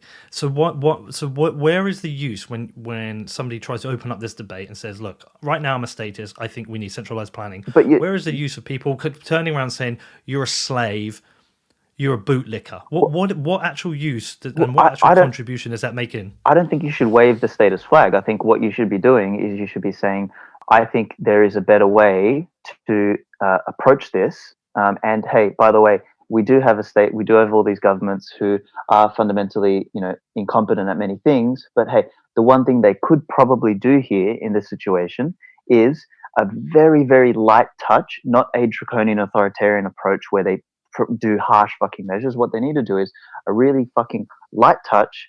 And that would involve a couple of things. Number one is incentivizing the manufacture of the things that fucking matter. Number two is try and fucking help educate people on what the fuck this thing is, without all the fear mongering. So if they're probably the two things. So I don't know if you have you heard of the soap police analogy? No, please tell me. Okay, so you wash your hands after taking a shit, not because somebody would throw you in jail, because you've been taught and know that hygiene is important. Okay, There is not some fucking soap policeman standing outside your door that if you don't wash your fucking hands, you're gonna get dunked in jail. We didn't used to wash our hands after taking a shit. So 200 years ago, we would take a shit and then we'd go and eat, and then we'd go and operate on someone, with feces on our hands. We didn't understand that because we didn't understand the concept of hygiene. But over time, what happened is people learnt what that meant. So through our need, we were talking about you can't remove, human desires, things like greed and everything. You cannot remove the idea of self-preservation from humans because our desire to live is the strongest desire of the fucking human species. So what we need to do is we need to teach people that, hey, by not washing your hands, this thing will spread and it'll kill someone that you care about. Now, some people, granted, will not fucking listen. But guess what? Evolution has an answer to that, is the people who don't fucking listen, they will increase their risk of, existential damage, and they may kill themselves and a couple people around them that they may care about. And yes, that may be sad, but when you zoom out for a moment and stop thinking on a micro level, but you think on a macro level, that is the system's way. If we look at humanity as this system, as this complex infrastructure, that it's that somebody dying for making a stupid decision, despite potentially being educated about it, is the system's way of self-correcting itself. So I'll give you another example. Can I do? No, well, let me just respond to that, because I just want to add something into that. Cool. Natural selection for stupidity, Darwinism. Darwinism, yeah. Yes. Okay. Fair enough. But we have something that in the space of 3 months has spread from 4 months from patient zero, known patient zero, to recorded cases of say 350,000, of which there might be 3 million we just don't know. In that, we know it spreads quite easily, quite rapidly. It's very contagious. Would you agree with that? Not entirely as well, because I mean, you look at that cruise ship. That cruise ship was the ultimate cesspool for this shit, and I think the infection rate was something like 17% or whatever. I don't know that, but still, 17%. That's a lot of people. I mean, but that's an enclosed space with a bunch of corona people that are fucking trapped on a fucking boat. Like, that is the worst case scenario. And they were all older people because they were on like some fucking retirement cruise or whatever. So it's like the worst case scenario had a 17% infection rate. So anyway, that's just an anecdote. But still, what we have is something that is contagious, is spreading through the population. Okay, it is spreading, whether it's 350,000 or 3 million people, we don't actually know. It is. We also have people dying with underlying health conditions, but sometimes these underlying health conditions might be that they are overweight, or they're a smoker, or they have asthma. They're things they can live perfectly well with today. We have a nurse with no underlying conditions who's in an ICU right now, and we have an 18-year-old who died. So whilst natural selection will occur, what we're also seeing is that you may spread it to other people unknowingly, and you may be causing the illness, the hospitalization, and the death of other people. So 100%. That's the same thing with AIDS and syphilis and fucking God knows whatever other fucking disease that we end up spreading to each other. Yes, yeah. But what we're then saying is we're treating people as numbers, and we're saying there's an acceptable range of people we think can die during this. So let me just conclude that is that I think what the contentious point here is that there are some people who believe this is just a virus. It happens. They happen. There is an acceptable number of people that will die. So be it. Society moves on. Versus those who think, well, we can do a bunch of stuff to reduce the number of deaths. Let's do it, but we're going to force you. And I think that's the point of contention, because some people are saying, well, I don't want to lose my freedoms. Yeah. It's a massive point of contention because we've become, as a society, again, this is one of those problems with the direction we've moved in as a society, is we've become so afraid of a little bit of pain, or we've become so afraid of fucking death because we're so fucking, concerned about, how we look on Instagram or whatever other fucking surface level stupidity now, that we go and make stupid fucking decisions which are going to affect us for a much longer period of time than allowing something to run its natural course. So we're talking about trade-offs. We're talking about trade-offs here then. We always are. I mean, everything in life is a trade-off, right? Yeah. Everything in society, everything in the world is a form of trade-off. So I think and this, by the way, Alex, I am really wrestling with this. I've got to say, I am really wrestling with this in terms of, I absolutely agree with people and fully understand the fear of new laws coming in that give new powers that we don't come back from. I am fearful that every part of our life will be tracked after this, and they'll want all our phone data under the guise that, well, if there's another pandemic, we want to know who was where exactly at that point and use phone data, because they've been using phone data, right? They have been using phone data. I absolutely agree and totally understand those fears, and I do not want our government having more power. I am also a compassionate person. I can't help it. And I want less people to die. And I don't want health workers dying. And I don't want a health system overrun. And this is why I'm really, really personally wrestling with this. And I think it's really complicated. I know, man. But here's you've got to just add some. You've got to zoom out a little bit. I've got a deeper philosophical question. Is what are we trying to save and at what cost? What is everyone so deathly fucking afraid of, and why are we so much more afraid of this than other more fucking dangerous things that are happening every single day in the fucking world at the moment? It's yes, I know you're a compassionate person, but if you're going to be compassionate about a coronavirus patient, then why not be compassionate about a fucking AIDS patient or about a starving child? And I am exactly, but we physically can't fucking help everyone because that's just not physically possible. It's again, we're not in a fantasy land here where we've got the unlimited resources to fucking help everyone. So one of the things, people freak out in this, and they imagine doomsday scenarios, potentially this coronavirus is going to cause mass extinction, but that's not going to fucking happen. I don't think people are thinking that. I don't know anyone who's thinking that, actually. But that's how they're behaving. That's how they're behaving. No, I think people are seeing the fact that there are ranges of people dying, anything from 1% to 3%, and they're thinking, I don't want my dad. For example, I don't want my dad to die. I put my dad on lockdown 3 weeks ago, and I forced him to do it because you didn't have to have somebody fucking tell you to go and do that. No, you were sensible enough to fucking make that decision. Of course not, and that's great. But I'm just saying, I think that's what people are scared of. People are scared of. I think they're scared of dying, and I think also the governments are. They want to preserve life, but I think actually they're most fearful of the overwhelming of health systems as well, because I do think Italy has managed to probably stem the infection, because they've been flying people out of Lombardy into other regions because their hospitals are overrun, into regions which aren't overrun because they brought in a nationwide lockdown. And I think that nationwide lockdown did reduce the spread. I think I find it difficult to argue against that. As we've seen, a virus has spread, that putting people in lockdown won't stop the spread. Of course it stops the spread. which is, of No, course... I actually don't think it does. I think what stops the spread is people like you being concerned about their parents and washing their fucking hands and taking some precautions. So that has happened alongside all of these stupid fucking lockdowns, which don't do anything. So people going outside, going for a run, getting some sun, that kind of stuff does not spread the fucking disease. What spreads the disease is actual contact with droplets or contact with surfaces that have been infected. So, the lockdown, I would argue, has had very little effect, or let's call it an even fucking marginal effect. But the ramifications that it's going to have, I'll tell you what people are going to be more afraid of moving forward is people who don't have now money to fucking eat, people who have no fucking work anymore, people who've lost their businesses. That is going to have a order of magnitude or 2, 3, 4 orders of magnitude greater impact to people's lives, to people's future, to people's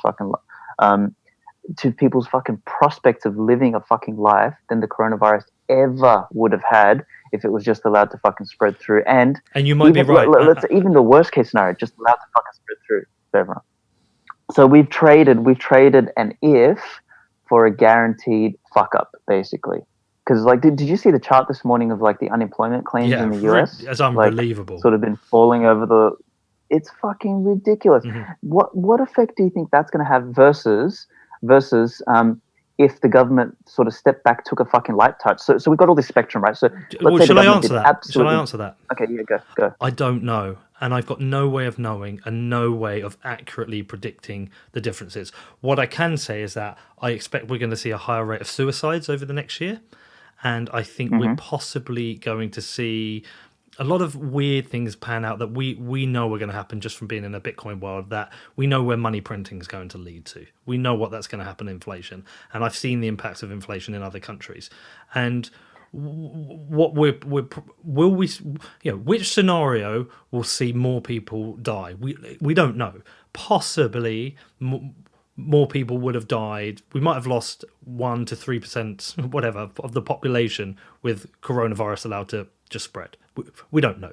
We don't know what percentage will die because of they have earlier deaths later on in life because they've had they've struggled more. Again, none of this we know. I don't think anyone actually knows. Anyone actually claiming to know is a liar, I think. But what we can do is map out potential scenarios, and I agree with you that this could be absolutely terrible. But I just don't know. I believe we've turned a small, relatively benign issue that could have been dealt with through rigorous testing and potentially, if anything, quarantining some of the higher risks. How do you quarantine people? Like what you did with your fucking dad. Yeah, but what if someone... what you did with your dad. What if someone refused? What if someone refuses to be quarantined or refuses to be tested? Well, then he's gonna go out and he's gonna die. Yeah, but what if he's not going to die? What if he's going to go out and make other people sick and die? I'm saying, how do you... those people will... What will happen is very quickly you'll have what's called a systemic reaction, which is people will stay the fuck away from that person.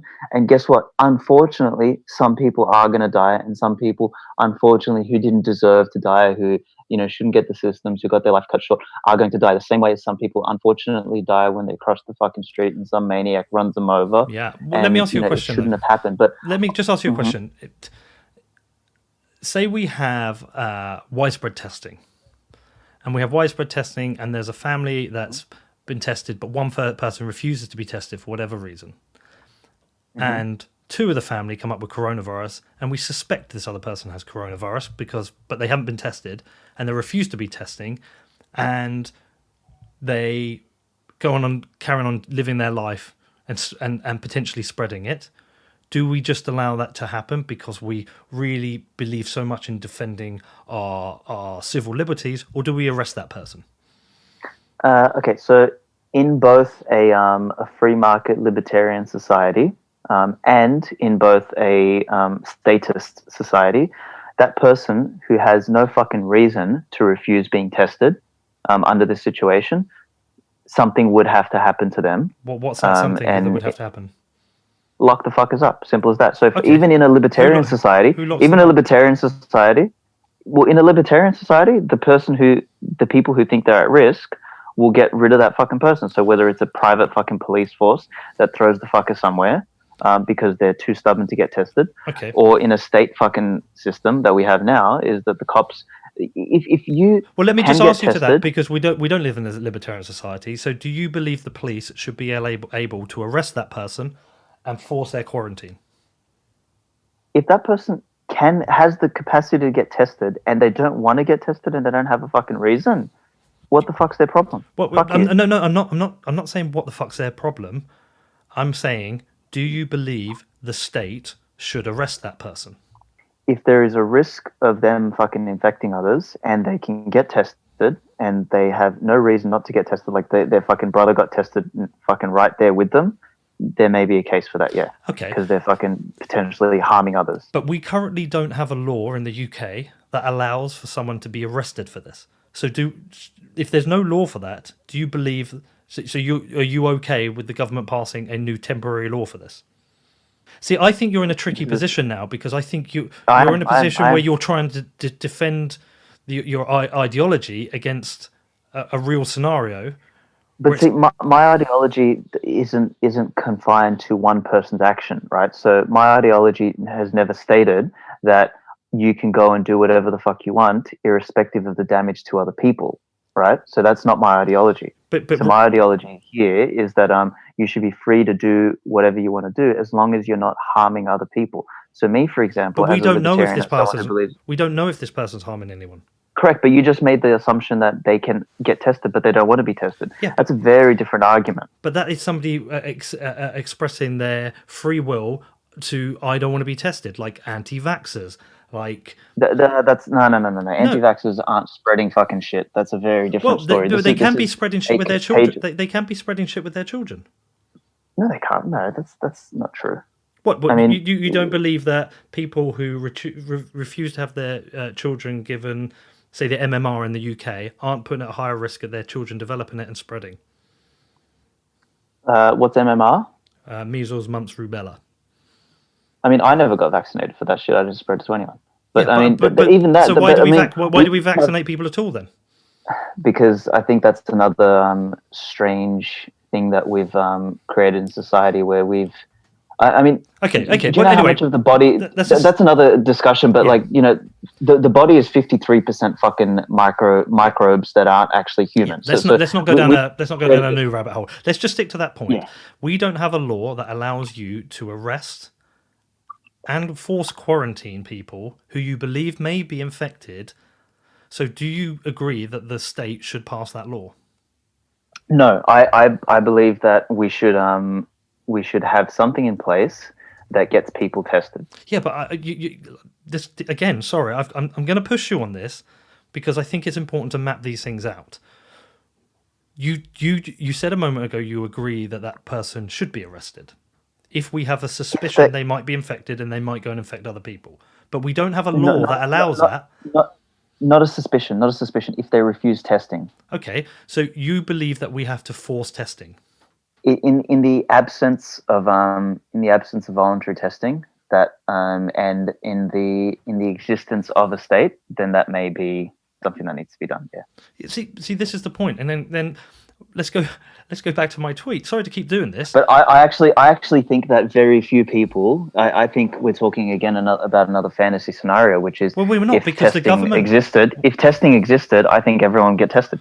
But the government have put in a law today in the UK which says you can be fined £1,000 if you refuse to be tested, because they know, yes, majority will do, but you're going to have people out there like, I don't want to be tested, you can't force me to test, fuck the government. Okay, so they're putting that in place for that type of person, because that person could also be a super spreader. Now, what I'm asking is, do you agree with that or not? Not the level of fine. Do you agree that if there is no law to enforce this, that we need that law? In the current paradigm, again, we're speaking out of the existing paradigm that we live in. No, I'm speaking in the practical live situation now. Do you want this to happen in your country?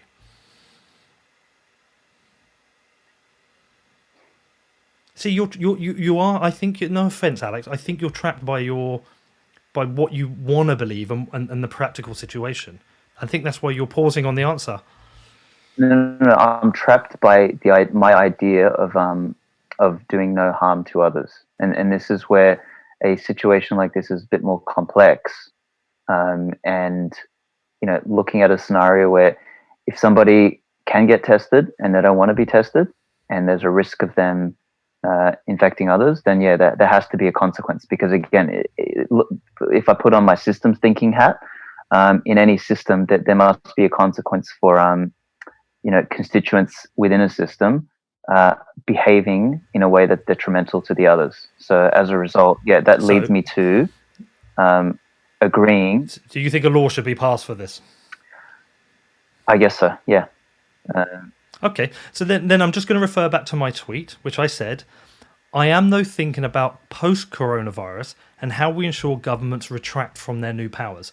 So I'm agreeing, I'm recognising I think we need some new powers to prevent risk to others because of the morons, not because of the good people like you and I, the people who are thinking of quarantining their parents who will self-isolate. I am worried about the morons who inflict damage on others. And therefore I was very specific about saying the thing because these laws, by the way, they're going to pass anyway. No one is going to stop these laws passing.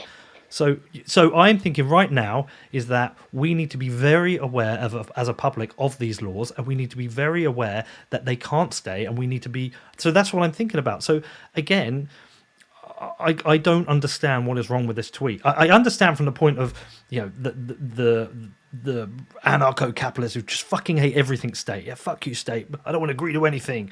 Let everyone just do what they want. I get their position. It's just not my position. I'm talking to my friends and my family and people who are genuinely scared. I'm talking about to people who are working in the health system. In the hospital my mother worked at, the hospital that I was a volunteer at, I have a friend. Yes, I got. Let me just read you this. It came in yesterday on my Facebook. Oh, my friend is in ICU. My friend is in ICU, and I'm like, really, damn, because of this. She said yes, in Bedford Hospital. Fucking scary. We just need people to stay away from each other. So this is happening. Like, people are getting infected. Okay, people are scared. People out there are scared. These aren't libertarians or Bitcoiners. These are normal people who are just trying to cope day by day, and they are nervous and they are scared. And these are frontline medical staff who are saying we are dealing with a problem here. So that is where my tweet came from. This is that we're trying to deal. I'm trying to deal with the practicalities of where we are today, not this future idealist Bitcoin world, which I fully support. Where we are today. So I can only conclude from this that you have very similar feelings to me in that you want the help of the state at the moment. No, again, I would still no. Actually, you know what? I'm actually gonna take a step back on what I said. I actually think that on a macro level, so the further I zoom out, so as you were describing this, the further you zoom out, I actually think that the number of sensible people, so if people are well informed about what the fuck's going on, the number of well informed people, again, coming back to the police analogy, that want to wash their hands after taking a shit, will by far drown out the couple morons who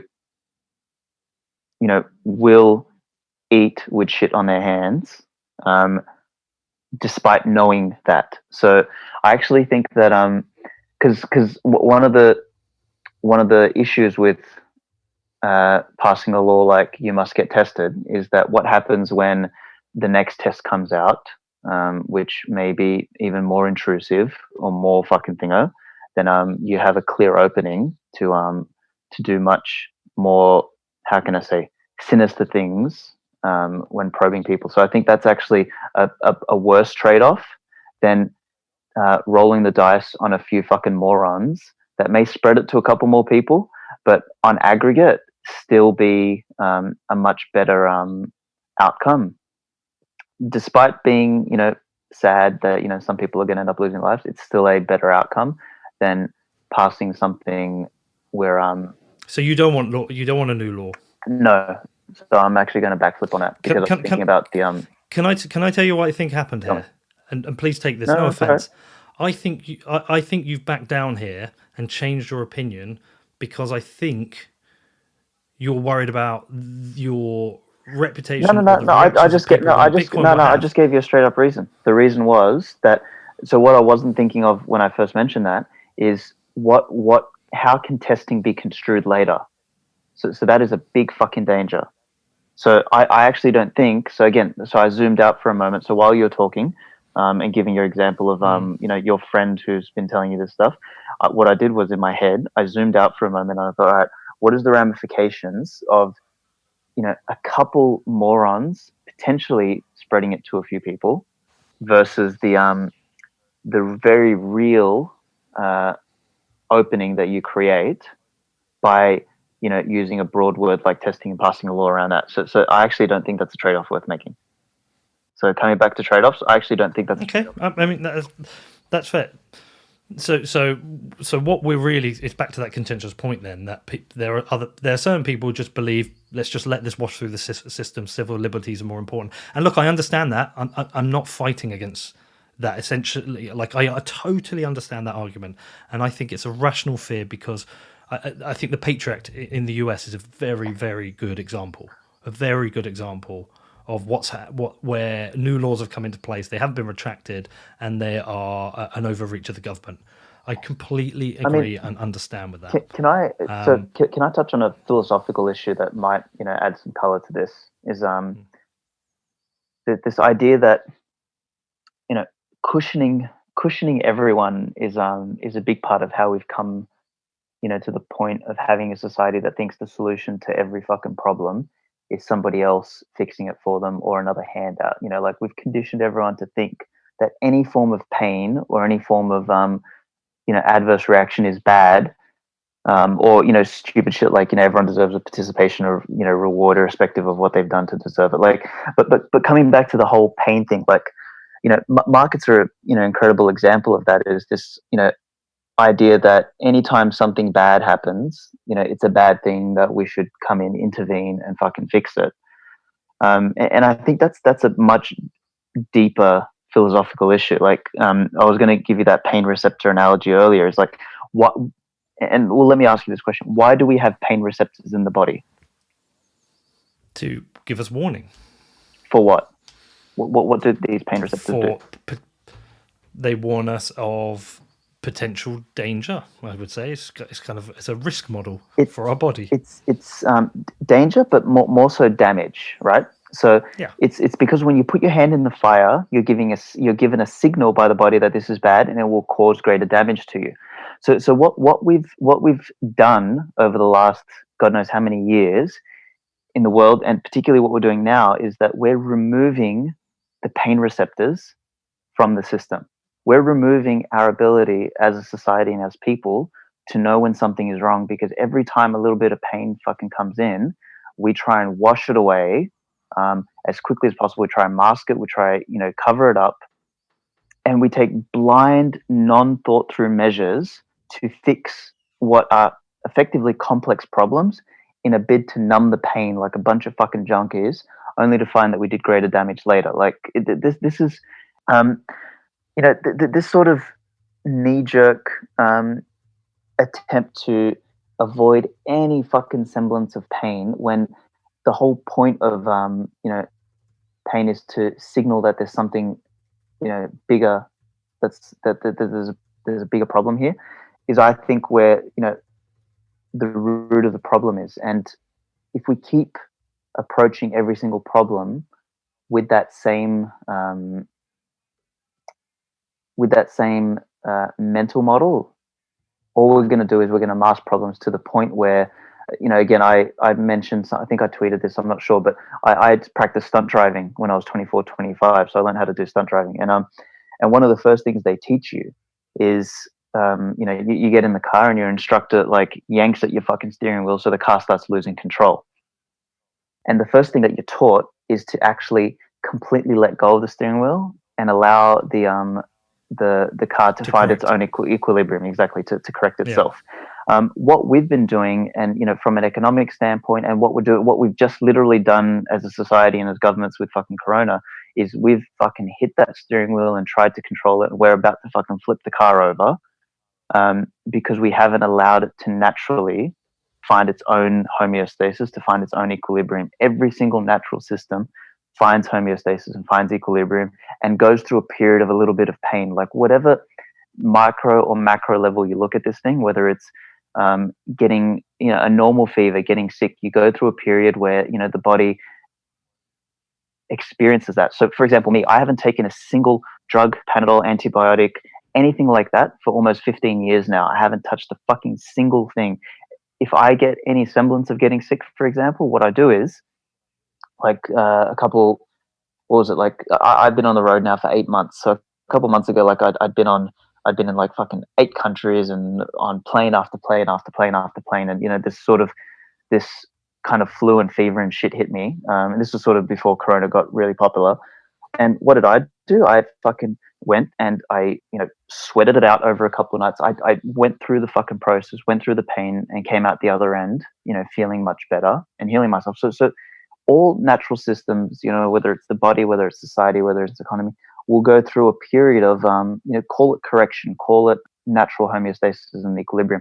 And yes, there's going to be some pain along the way, but this notion of having to avoid every little bit of fucking pain and then taking stupid measures that cost more in the long term. For example, when I was getting a little bit sick, I could have gone and pumped a bunch of drugs in my body, and hey, that may have masked the symptoms and made me feel better in the moment, but it would help ruin my constitution longer term. I just think we've lost touch with taking more natural organic approaches versus interventionist approaches. And I think that is the core principle that, diverges, call it Bitcoiners and libertarians versus statists, is that there's a natural approach and there's a interventionist approach. And I just don't think interventionist approaches bode well for us in the long term. They might make us feel better in the short term, and we might, con ourselves into believing that somehow locking ourselves up in fucking our own houses is going to change this, versus taking a more natural approach, which is educating people that, hey, again, I keep using the soap analogy, washing your hands after taking a shit is a fucking good idea. And people doing that because, like you caring about your dad, like me caring about my mom, help, meme this into reality. That's the most powerful way for anything to become functional versus going on and forcing it on people. Next up, I talked to Aleks more about the government reaction to the coronavirus, but before that, I do have a message from my amazing sponsors. So first up, it is the mighty Kraken, the best place to buy, sell and trade Bitcoin, consistently rated the best and most secure cryptocurrency exchange. And whatever your level of experience, Kraken has designed and built a streamlined Bitcoin exchange for newcomers and experts alike. Their platform provides world-class financial stability because they maintain full reserves, healthy banking relationships, and the highest standards of legal compliance. They pair their 24/7, 365 live chat with extensive support center to ensure your questions are answered and your needs are met around the clock, no matter who you are or where you are. And with Kraken Pro, their beautiful mobile-first app, you can trade Bitcoin wherever you want. There is no better place to trade Bitcoin. So if you want to find out more, head over to kraken.com or download the app, which is available for the iPhone and Android. Just search for Kraken Pro, which is KrakenPro. And next up, we have the amazing BlockFi, the future of Bitcoin and financial services. So many announcements they've made recently. Firstly, a massive round of investment to expand the business, carrying on from the amazing year they had last year. Also, customers can send USD wires to the platform to purchase the Gemini dollar, GUSD, and you can start earning up to 8.6% on USD denominated assets. On top of this, they have their crypto-backed loans. They've got their interest accounts for your Bitcoin, Ether, and GUSD, something I am a customer of. They've got their mobile app coming, and they've got their sats-backed credit card coming. So much happening with BlockFi. If you want to find out more, then please do your own research and head over to blockfi.com, which is BLOCKFI.com. So I think what we're saying is, it's that point of contention, right? It's the trade-offs. You're saying let this wash through the system, give people the knowledge and let people know this is what we know about the condition. Yes. This is how we know it affects people. This is what you can do. Here's some advice. And, you can self-isolate and you can have some food stocked up. But if you choose to not do that, these are the risks. Yep. This is what might happen to you. So that's the... Yep. That's the... but the trade-off for that is we retain our freedom and our choice. We have a risk that some people might infect others, but so be it. Humans are numbers, and there will be some people who will die. It just happens that it's collateral damage. But that, and I guess that's the point of contention, is that you believe that's okay. Other people will believe that if this is a risk, that they want state intervention to reduce that risk. Yeah, well, I that's think the point of intervention, and the trade-off is your freedom and liberties. I think it's your freedom and liberties, and I think it's also making the situation worse. So, like, even take out the freedom and liberties component. So, let's say this wasn't some Bilderberg, lizard people conspiracy to take away our freedom. So, if we take that out of the equation, I actually think we've turned something which was potentially benign into a much larger fucking problem. Because I guarantee you, the problems we're going to see now, I've had more complaints from people I love and care about them losing their job, about them having no fucking food, no money, no nothing, coming into this, and that's going to impact their lives way fucking more than what Corona ever would have fucking impacted. So I think that what we've done is to even take out the authoritarian and libertist thing. That's fucking icing on the cake. The real problem is how we fucking approach this by shutting down the real economy, and now taking fucking ridiculous approaches like this crazy ass fucking stimulus, which, guess what? You think you and I are going to see any of that fucking money? No, of course not. And also, I know full well, 18 months when we come out of this, the economy will go through the biggest boom. Fucking oath it will. And we know who will profit from it. Of course. Okay, so we don't differ there. Let me ask you something else. So, everybody has the advice, what they can do and can't do. There is a potential under that scenario we have a recession anyway, because so many people self-isolate because they're worried and or don't want to get on planes. They just change their behaviors. Yep. So the airlines collapse. But it's going to put a lot of people in a position whereby they're like, crap, I want to self-isolate, but if I don't go to work, I can't earn money. So it's almost accepting that it washes through the system. And we have nothing in place to help those people who have no money. We have nothing in place to help those people who are so they have to work. Yep. And then everybody who is struggling financially because we go through a recession has to find some form of work or rely on some form of handout to get by. Unfortunately, that's the price we pay for again, we're talking about a more utopian scenario here, is the price we would pay for a more equitable society, and for a society where we don't have these situations where some fucker's going to print a bunch of money and then pocket it themselves, is that we're going to go through periods where we do contract. And again, it comes back to that philosophy of a bit of pain. The only difference is that in that scenario, like if you have you seen the differences of like the fires that happen in California and Baja? So you've got frequent Terrible fires that happen in Baja, but never big catastrophic fires, versus in California they keep stamping out the little fires, and then every once in a while they have this catastrophic fire. So it's the same principle in everything in nature and everything in society, is that if we have more frequent smaller amplitude downturns where people have make mistakes, human beings are imperfect, versus trying to mask and cover that shit up to the point where something catastrophic does happen and the fragility of the system is unveiled.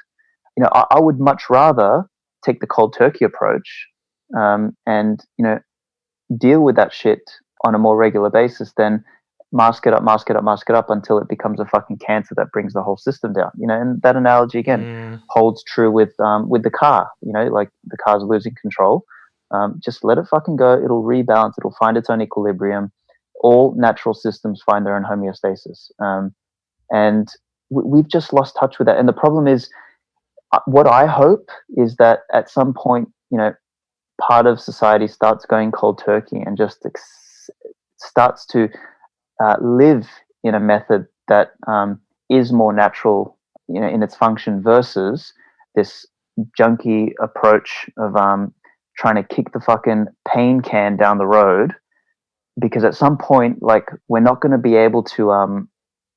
There is no amount of trillion-dollar coins or government rule that's going to stop a larger disaster from happening. Like, this may be the last time an interventionist approach will mask the underlying issues. So I'm actually, I've sort of had a divergence with a number of Bitcoiners where they think this is the big one that's going to bring the whole system down. I actually don't think it is. I think we're going to.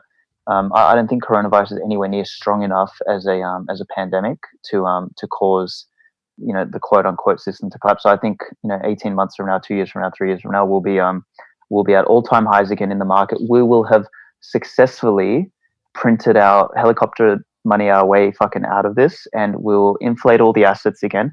People will be the real economy, and Main Street will be poorer than ever. Will increase the fucking inequality thanks to another rigged fucking set of decisions that we've made now. So structurally and internally, the system will be more fragile and more fucking prone to collapse. But on the surface, it's going to look like everything was okay and that we've, thanks to government intervention, we've come out of this stronger and the markets are higher and all this bullshit. So we'll have this fake fucking. I don't disagree, actually. And my fear is that in 5-10 years from now, when the next fuck up happens, because the more you cover up the fuck up, the greater the next one is going to be.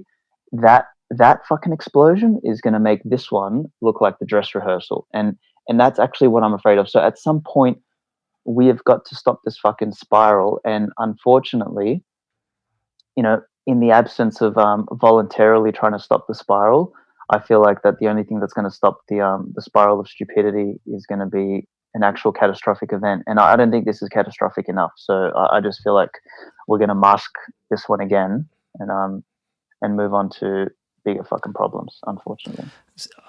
I don't disagree with that outcome at all, actually. I entirely agree that's going to happen. And I also think, I don't think the governments really have a choice. So if you look at every other government with their draconian lockdowns, could you imagine, just say in the UK, Boris Johnson, I mean, he originally came out with his herd mentality, but could you imagine him coming out and saying, I think the best thing is we let this wash through the system.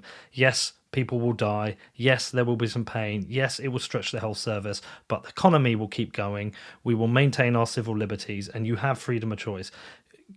Just in your, like, map that scenario out, and then try and imagine what the response from the general public will be. I mean, unfortunately, this is also what you're describing there is just a function of the cushioned society that we've managed to build, right? So it's no one's got the balls to do that. What do you think would happen, though? I mean, yeah. No, but what do you think would happen?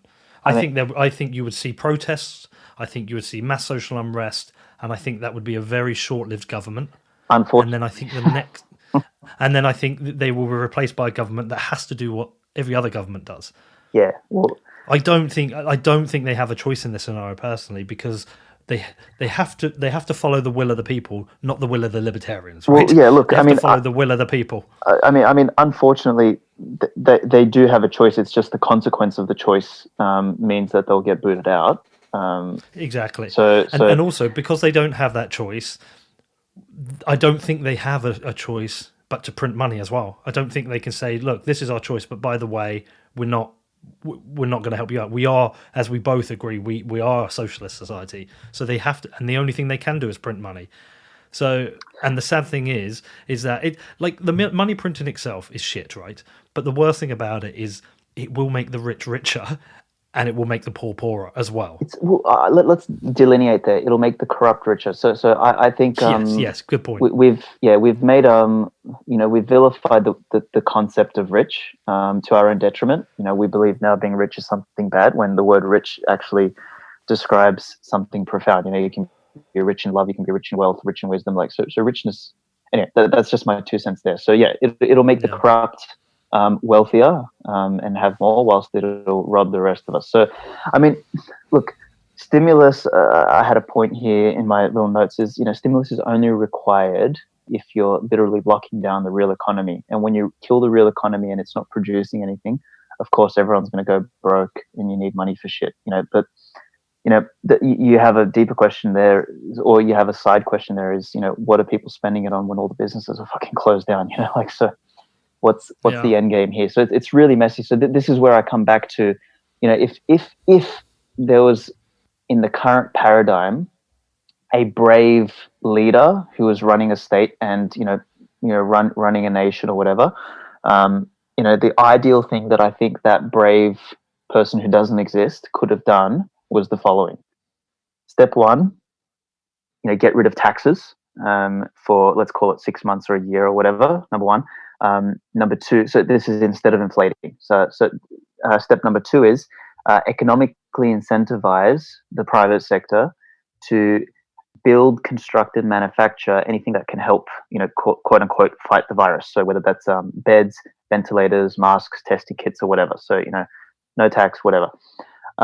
Number three is bringing the education around this thing to bear. So, how does it actually fucking spread from what we know? Yada, yada, yada. So that way people can make their own decisions. And number four, by no means should you go in and forcefully shut down any businesses. Like, nobody's got the fucking right to do that. So what will happen is, initially you'll have some businesses that, to their own detriment, will continue to operate, and there will be people getting sick, and that'll happen. But very quickly you'll have what's called a systemic response, where some people, they will be like, well, fuck this, I ain't going to work, I'm fucking going home, and they can voluntarily make the choice of foregoing some fucking income. And at some point, again, the system, through a bit of a messy process, will find its own equilibrium, and people that really, really need to work will take extra precaution when they go to work, and businesses that are smart, that are intelligent, that want to exist and survive, they may take some fucking precautions to ensure that when they're working together, they're as safe and hygienic, etc., as possible.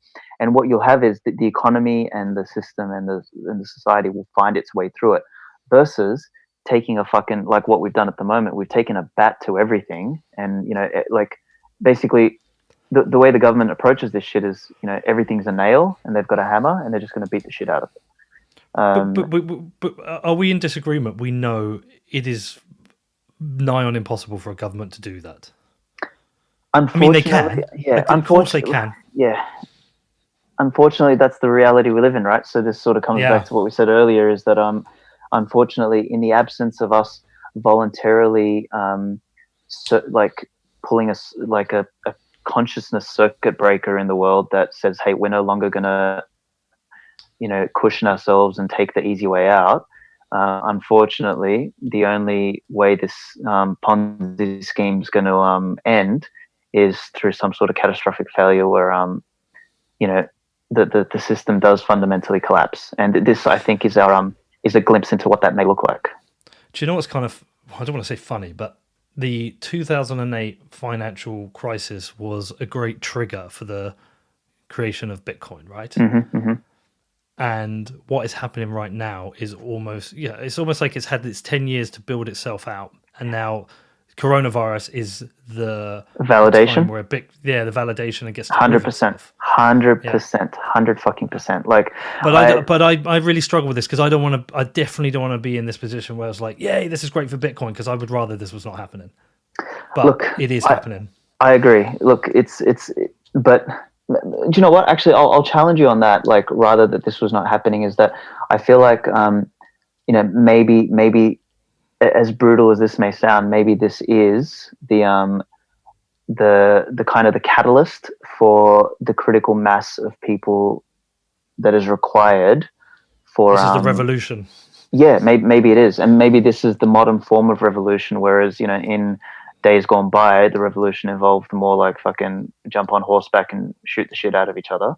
Whereas this might be a little bit different. Where we meme a new ideology into place. So I don't know. There's part of me, and this is where people say, "You fucking snowflake" and blah blah blah. I'm always attracted to reporting on human suffering. I always want to get the story out there, allow people to see what's happening. So when when I went to Venezuela, whilst I went there to look at Bitcoin, really my interest was showing the human suffering for like how tough the life is for people there. Nothing perverse, just like I just want people to realize there is human suffering here, and certain things that Bitcoin can't actually fix, which was an interesting thing. When I went to the Greece and Turkey border, I understand every side of the argument, from Turkey saying they've got too many migrants to Greece saying they can't accept anymore. In the middle is human suffering, people who are living in a field with no food. And in this scenario, in the end, whoever's right politically is very tough. Again, I'm like attracted to reporting about the human suffering, the struggles the doctors are going through. The doctors and nurses who are going to work with a potential that they might contract something that could kill them, and it's so fucking brave and so difficult. And the choices. I've got a friend who works in Australia in an ICU, and he was telling me that they're currently planning right now for how they handle triage when they haven't got enough ventilators to treat everyone, how they're going to make their decisions. Yeah. And he's really struggling with that. And they're all the things that I end up thinking about as a quote unquote journalist. And I guess that's why sometimes maybe some of my thinking clashes with Bitcoin, is because I don't know, it tugs at me. And it tugs at my conscience and my soul, and I struggle to treat people as I just struggle to treat people as numbers. I know, and so look, so do I, man. For what it's worth, but I think and this is where strength and courage comes from, is like trying to acknowledge that, be compassionate with that, but also at the same time realizing that is the symptom for that's caused by a greater problem. And if we confuse the symptom, this again comes back to the philosophy of what we're discussing earlier, is like thinking symptomatically is what got us into a lot of these messes in the first place. And if we confuse ourselves by taking that compassion and misplacing our anger, because we should be angry about this, hands down, but misplacing that anger and using that to be the basis from which we make decisions. I mean, that's never a good idea. It's never a good idea, and then you get then viewed as as a sick fuck who has no heart. But sometimes making a level-headed decision requires having compassion, but being able to clear-headedly direct your anger and your subsequent desire for changing something in the right place. And I think that's where a lot of Bitcoiners might come off harsh, but because they've thought this through a lot, and they've sort of been saying it for so long, that they kind of short circuit to, you're a fucking idiot, which I do as well, man. So by the way, I've loved this. I mean, I think this is a really good, rational debate where we've kind of got to flesh out our different thinking points and challenge them, go back and forwards. I think that's a lot more useful than, say, on Twitter, where somebody makes a point and people just start insulting each other. I think these are important points to discuss, because there is ideology and there is also practical reality. And I think you and I wrestle in different areas with practical reality and ideology and et cetera, but I guess the question I have for you is that, where are you in this practical reality? What do you think? How do we deal with the practical reality of where we are right now? Are you in acceptance that, I guess, the state needs to do something? No, again, I'm in acceptance that the state, because that's why I am, will do something. I'm in acceptance that the state will do something. I'm in the hope that this proves to be more benign than it is, and that the state will hopefully get the fuck out of the way quicker than it will. But I feel like that's more a hope than a reality. So me personally, what I'm trying to do at this point in time is I'm trying to be a voice of reason. So I guess let's look at what's happening happening and what I can do. So what I'm trying to do personally is I'm trying to be a voice of reason and trying to remind people that, hey, don't throw the baby out with the bathwater. Don't let fear be the basis from which you make life decisions now, because that's how we got ourselves into this whole mess in the first place. Like making decisions from a place of complete fucking fear and bending over for somebody to rape you even further is not how you get out of being raped. So that's one thing I can do. The other thing I can do is maintain my own fucking health and immune system. So every day I've been outside running, building my lungs up, staying fucking physically fit and strong. I've been eating healthy. I've been ensuring all of that. I've been writing more content. I've been working on my business as best as I can so that I can make sure that we survive through this fucking period as well. Making sure that my staff and my employees are still fucking working, that they've still got a fucking wage, educating my family and friends and people that I care about and saying that, hey, look, this shit will blow over. It's not the end of the fucking world.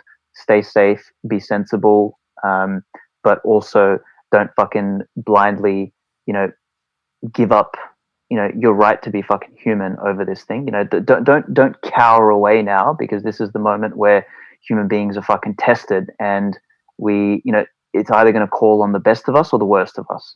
So I'm trying to maintain being a voice of reason in and amongst the backdrop of, what the state and nation states are going to do, which is they're fundamentally going to take the fucking easy way out, which is the easy way out in the short term, but is going to be the hard way out for the rest of us in the long term. So, it's because and that people can't morally accept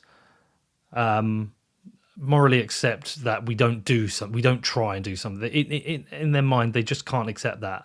I think that's what it is. And there's different reactions, by the way. Countries are doing. I think some of the stuff Taiwan is doing is very interesting. It's still centralized state planning, but it's interesting. I guess the position I was coming from, Alex, is that I know the state is going to do something, and I know there are battles you can win and lose. There is the unwinnable battle right now is stopping the state doing anything, because the speed at which they're reacting, it's just happening. We've seen it country by country, these draconian measures being brought in. I know, but what you should be doing is calling out in your tweet. You should be saying, I think that the government should take less draconian measures and more practical measures, instead of calling for more draconian measures, because that's probably the wrong approach. But they're debating it today, and it's going to be passed today.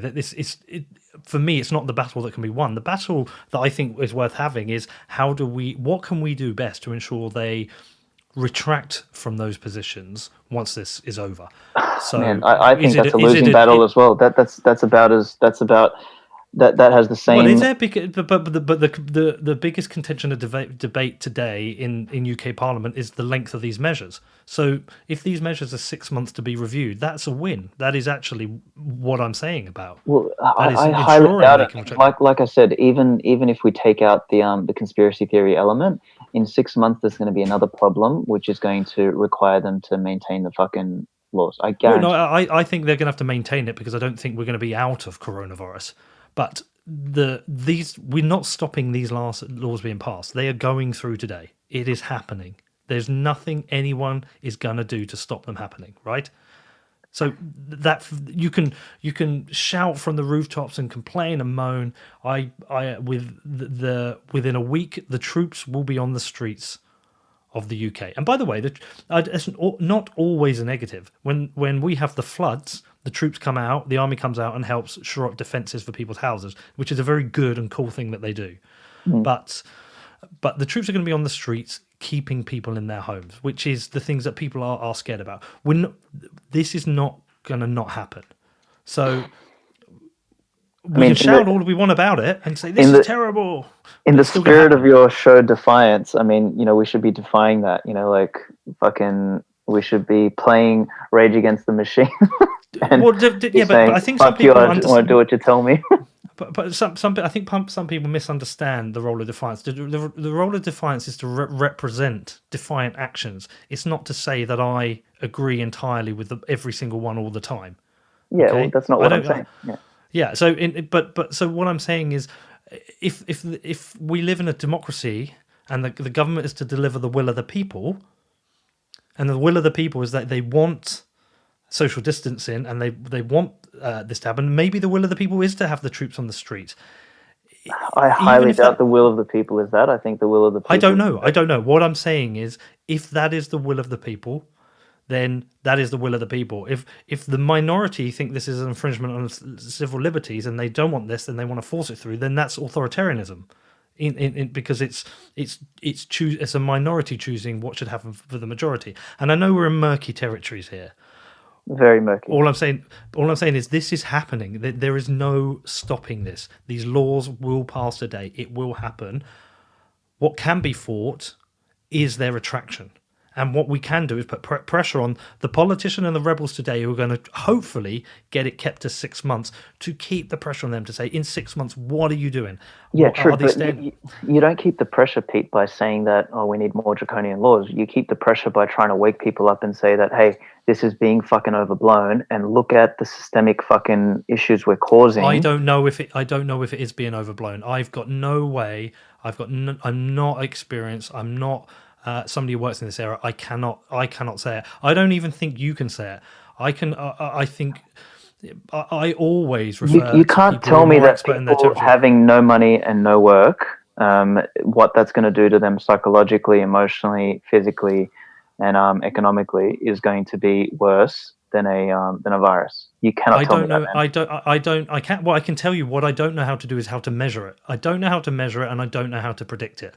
I can make assumptions and I can listen to arguments, but there is no way I can categorically say which scenario is better. Well, none of us can. None of us can, because we don't have a crystal ball. But we can take some first principles approaches to saying that, hey, even if 1 to 3% of the fucking world died from corona tomorrow, it is still better than 50, 60, 70% of the world having no fucking work for months on end, because that is going to cause a much bigger problem than 1 to 3% of the fucking world dying. I guarantee you. Like that is just a simple fucking... So Alex, let me ask you this on a personal level. Would you rather die or have 6 to 7 months of no work? If I had to be fucking cooped up in a house with the threat of going to jail outside, or the threat of being shot down by a fucking military, I'd probably go outside and be a rebel.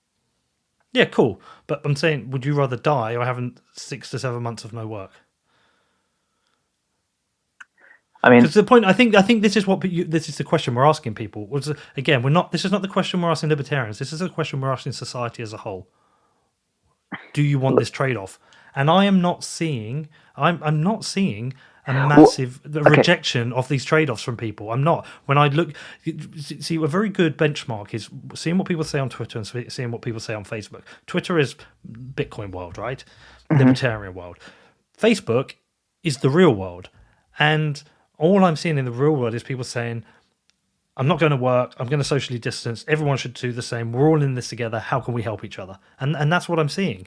So I'm not seeing a massive rejection of this trade-off in the real world. I'm only seeing a massive rejection of the trade-off in crypto Twitter world. It's I think the big differences there is that you've got a community that has embraced the cushioning and the bending over versus a community that has finally seen through it. And what's happened time and time again is that the community that has seen through it, particularly the Bitcoin Twitter, were talking about, money printing. We're talking about authoritarian draconian measures. Like, we've been talking about this shit, and every single thing that we basically said has come to light, versus the ones that are in those Facebook communities that you're discussing, which are quote unquote the real world. They're the ones who keep getting, pardon my French, but jacked in the fucking ass consistently, and adopting and supporting measures that bend them over even further without critically thinking. But what's happening is small subsets of those groups are slowly shifting towards the Bitcoin Twitter type community and waking up, because they've sort of if you've seen the network from the 70s, they've had enough, they can't take it anymore, yada, yada, yada. So they sort of finally pop. That's an unfortunate and also, I think reality. I think some people haven't actually felt the pain yet either. That's true as well. I think some people say, accepting this, we're all into this together. Let's go forward 3 months. Haven't worked. maybe haven't got the money, can't pay their mortgage, everything's getting a bit more stressful. Maybe there's a breakdown in food supplies. Yeah, wait until that happens. Wait until that happens. Exactly. Then we might see a reaction. But again, we don't know what if that's going to happen. The government may print themselves out of this. We know that's a long-term poor solution, but maybe they can print their way out of it. Again, we don't know this, and I can't just live in a world where I make content based purely on a single demographic of people, which is Bitcoiners. I have to consider everybody. Yeah, but what you've got to do is you've got to try and be a bridge to get this Facebook community that you mentioned of that sort of level of thinking. You got to bridge them across to this fucking more critical method of thinking. Do you not think I try, dude? Like you know what? You should add me on Facebook. Okay, fine. You do, but you should add me on Facebook and go and see all my posts. I post a picture of me and the kids out in a park, and I'll get 150 likes. I talk about I literally the other day. Let me give you a couple of examples so you actually know what I'm desperately trying with these people. I actually lost a friend over one of the posts. She told me as selfish and greedy. Right. So this is a post the other day, right? With the announcement of massive cash injections into the markets in the US, UK, and France, keep an eye on inflation numbers. While inflation is baked into monetary policy, it's essentially a hidden tax. Inflation reduces the value of money and investments. Injections of liquidity into the market may be a necessity for saving the economy, but will have a direct impact on all of us. With the expectations that this could be an 18 months of squeeze, these massive injections of cash to maintain liquidity in the market will likely see higher levels of inflation. As well as the obvious means Bitcoin, because they all know me as a Bitcoiner. Holding gold is not a bad option. Scarce assets tend to hold value better. Okay, I've been doing this, and that's just one example. For 2 years, I post Bitcoin shows. I talk about Bitcoin. Nobody fucking cares, mate. Honestly, maybe like 1 in every 500 people cares. They just don't care, and it doesn't matter how you teach them, how you explain it. They've got to go through the pain. I know. Well, actually, you touch on an interesting point for me. So when people ask me, because I always get asked the questions like, oh, so when does mass adoption happen, or when does everyone start getting Bitcoin? I actually came up with an answer on this, I think on Marty and Matt Odell about a year or two ago. And I said, people come to Bitcoin for 2 reasons, and 2 reasons only: curiosity or pain. And that's it. No, you're missing one out there. They come for number go up. People come because they've heard about people making money. When it's a bull market, they just fly and they think, I can make some fucking money. Yeah, but that's curiosity. That you can broadly chuck that under curiosity, because they're curious about how they can make more money. I think that's a stretch. Okay, could be a stretch. Fine. I think curiosity is more on the economics, and the curious people, the ones who go. So the reason I think it's different, I think the curious ones will go and read Safedean's book. They'll check out my podcast. They'll go down the rabbit hole. The number go up people will put some money in and try and get out before it drops, maybe lose money and fuck off again. I think they're definitely different. So look, yeah, you're right. It is a stretch, but I think if we change to people come to Bitcoin, or people kind of come into Bitcoin, which is a slight difference in coming into Bitcoin is then starting to be involved in it. People will stay for either pain or curiosity. And I think unfortunately, I mean, this is just the way the universe works, is that there will be a Pareto's distribution, meaning that a couple % are going to be there for curiosity and the remainder are going to be there for pain. And I mean, that's, generally speaking, human beings only really change shit if they're either proactive or if they're forced to change. And the force generally comes as a result of pain, which is also why removing pain receptors from any system is really fucking dangerous, because the pain is what tells you that you need to do something about the situation. But we'll only ever have a couple % of society be proactive in the changes and the decisions they make, because they're curious enough to either and you know what, actually number go up could really fall into curiosity, because there's a presupposition for why you're interested in number go up, and that might be the interest or the desire to live a better life, to make more money, because you have some sort of fucking interest, so you're searching for a way to better your life. So I guess you could bring it under that umbrella. But I mean, So the silver lining in amongst all of this shit of the knee-jerk reaction and of the ridiculousness of shutting down an entire real economy, is that maybe that is the pain that a larger swathe of the populace needs in order to realize that there's something fucking structurally wrong here. My concern though is that they're probably going to point to the wrong things. They're probably going to point to it's capitalism, it's the rich, it's something like that. So that's probably a big danger of the cause not being understood, only the symptom being looked at as the problem. And the symptom being that some people are going to come out of this wealthier. I put a tweet up the other day saying that people are going to call Bitcoiners lucky in the future for because if it wasn't for Corona or insert X pandemic here, Bitcoin wouldn't have succeeded. Which I think is going to be unfortunately one of the things we're going to have to deal with, and that won't change until people start thinking causally instead of symptomatically, which is again a much bigger fucking societal problem.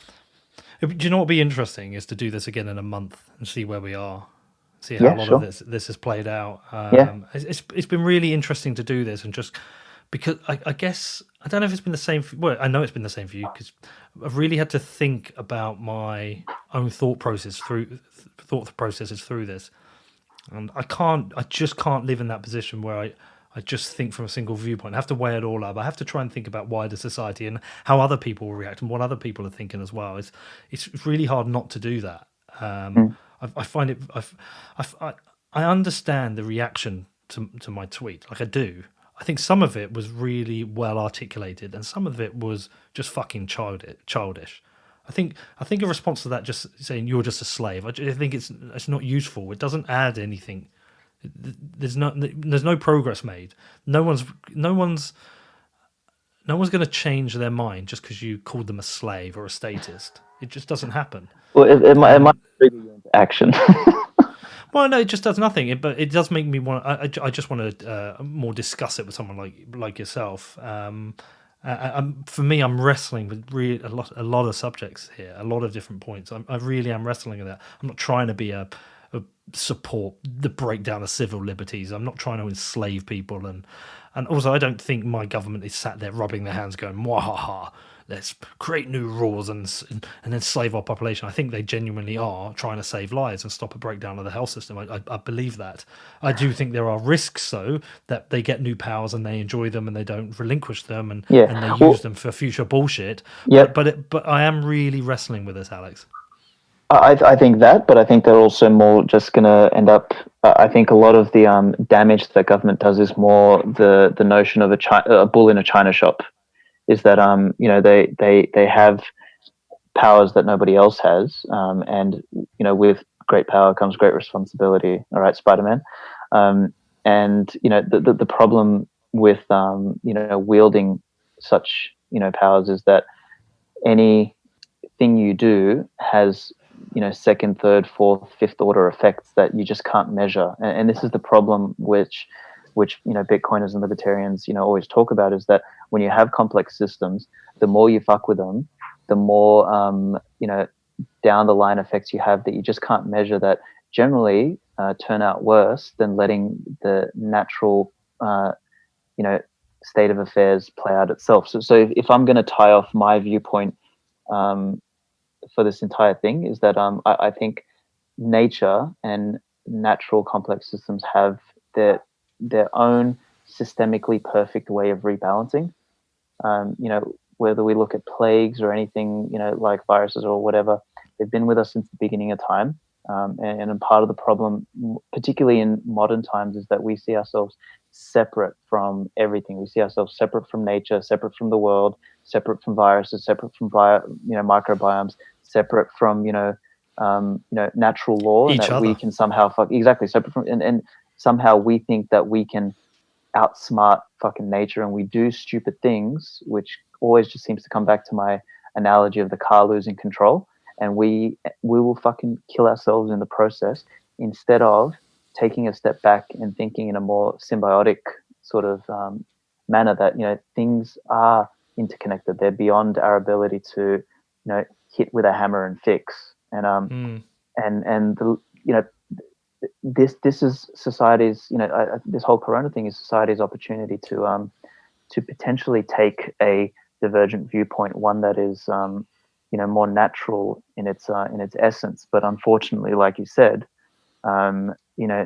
taking a more hands-off approach that I believe would be better long term for us, and may cause a little bit of panic in the short term, but I think quickly correct itself, is probably wishful thinking, because of how much we've cushioned society and the layers of pain receptor that we've removed from society at large, that has now got us in a situation where we expect somebody to fix everything for us, and that's just an unfortunate situation. And I think coming back to what we said earlier, is that maybe the real solution to all of this is 5-10 years from now the whole fucking thing comes crashing down, and who knows, maybe at that point Bitcoin will be a strong enough and large enough lifeboat that there will be some salvation for some.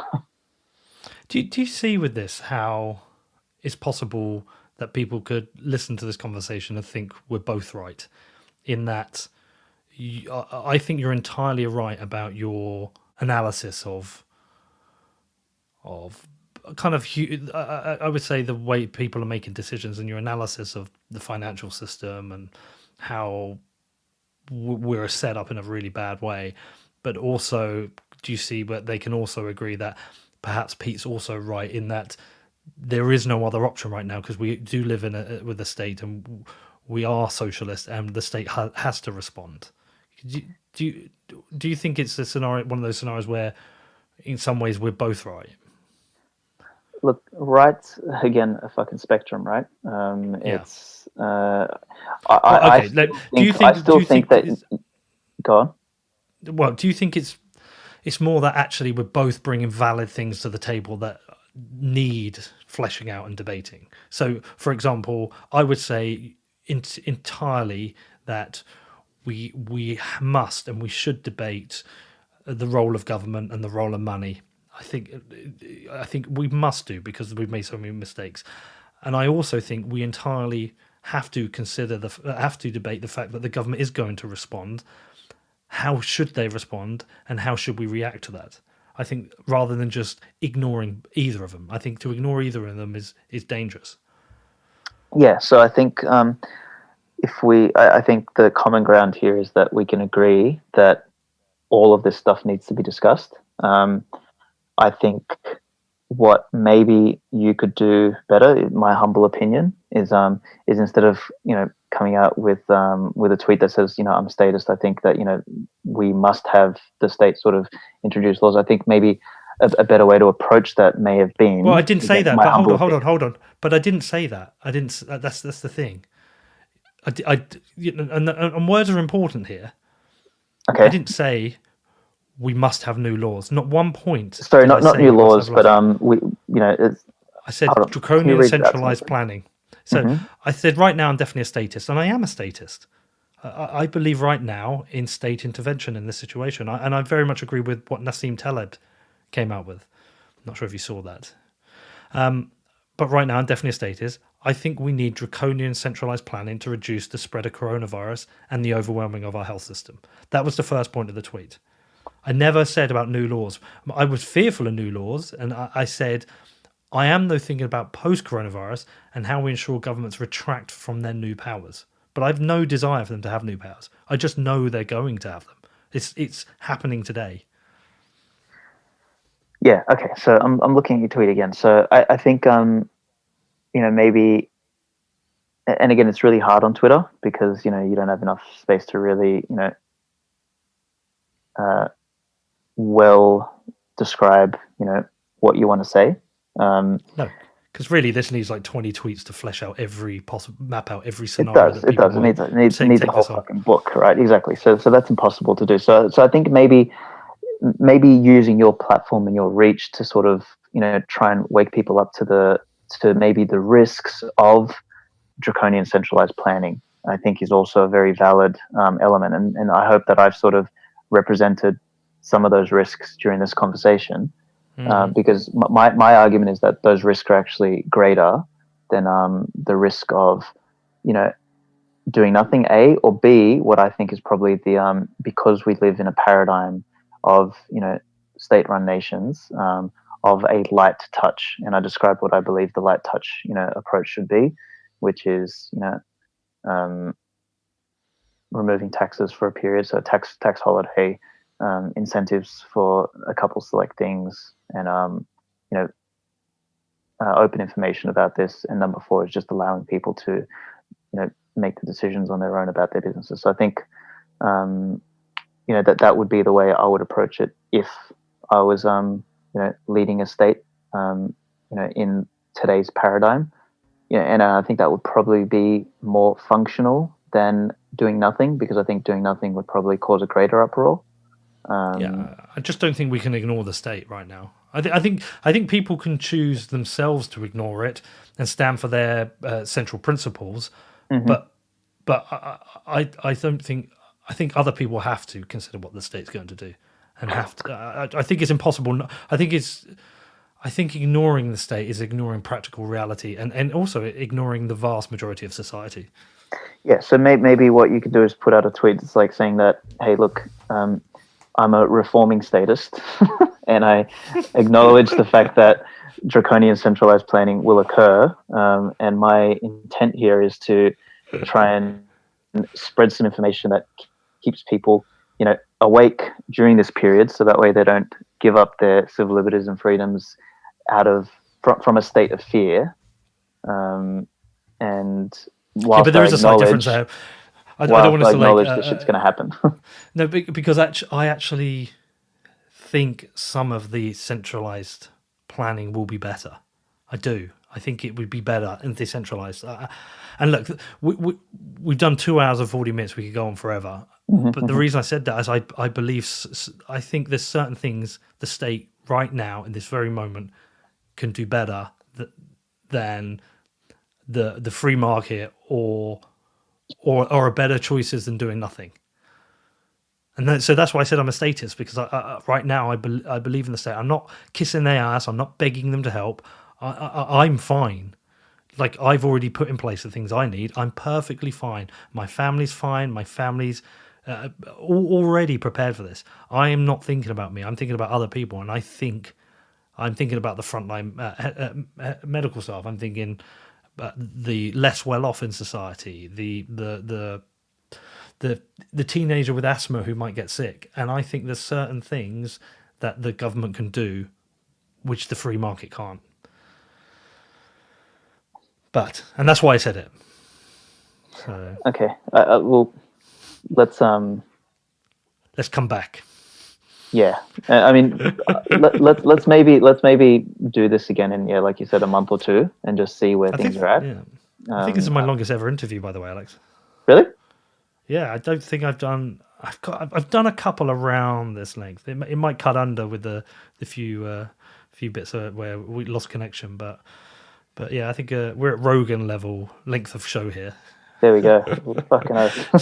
But let's come back to it. I think it's been very, very useful for me. I'm glad I got to explain my position to somebody, and also just really challenge my thinking here. Good. I'm glad. All right, man. Well, listen, look, we should always close out by letting people know how to find you and if they want to contact you. Sure. So I have deleted most of my shit, but I'm on Twitter. So Aleks Svetski, Aleks Svetski. But I'm sure that'll be somewhere in the show notes, or it'll be pop up on Twitter anyway. Yeah. Do that. And then for those who are interested in what I'm working on, I work on an app called Amber, which is a dollar cost averaging Bitcoin app. So that's sort of my main gig. But I also like to write a lot. So I do a lot of writing on Medium, and I also wrote in combination with Nick Carter, Haas McCook, Gigi, Dan Held, Connor Brown, Rory Highside, and Robert Breedlove. We put together this thing called the Bitcoin Times, which is, funny, one of the pieces in there, I sort of touch on a lot of the stuff that we just discussed in this, but it was written, a good 6 months ago. So it might be worth people having a read of it. It's called Rise of the Individual, Fall of the State. And it's, I think it's an important piece to help, give people, a very important viewpoint as we navigate through this period. All right, cool, man. Well, I definitely want to check that out.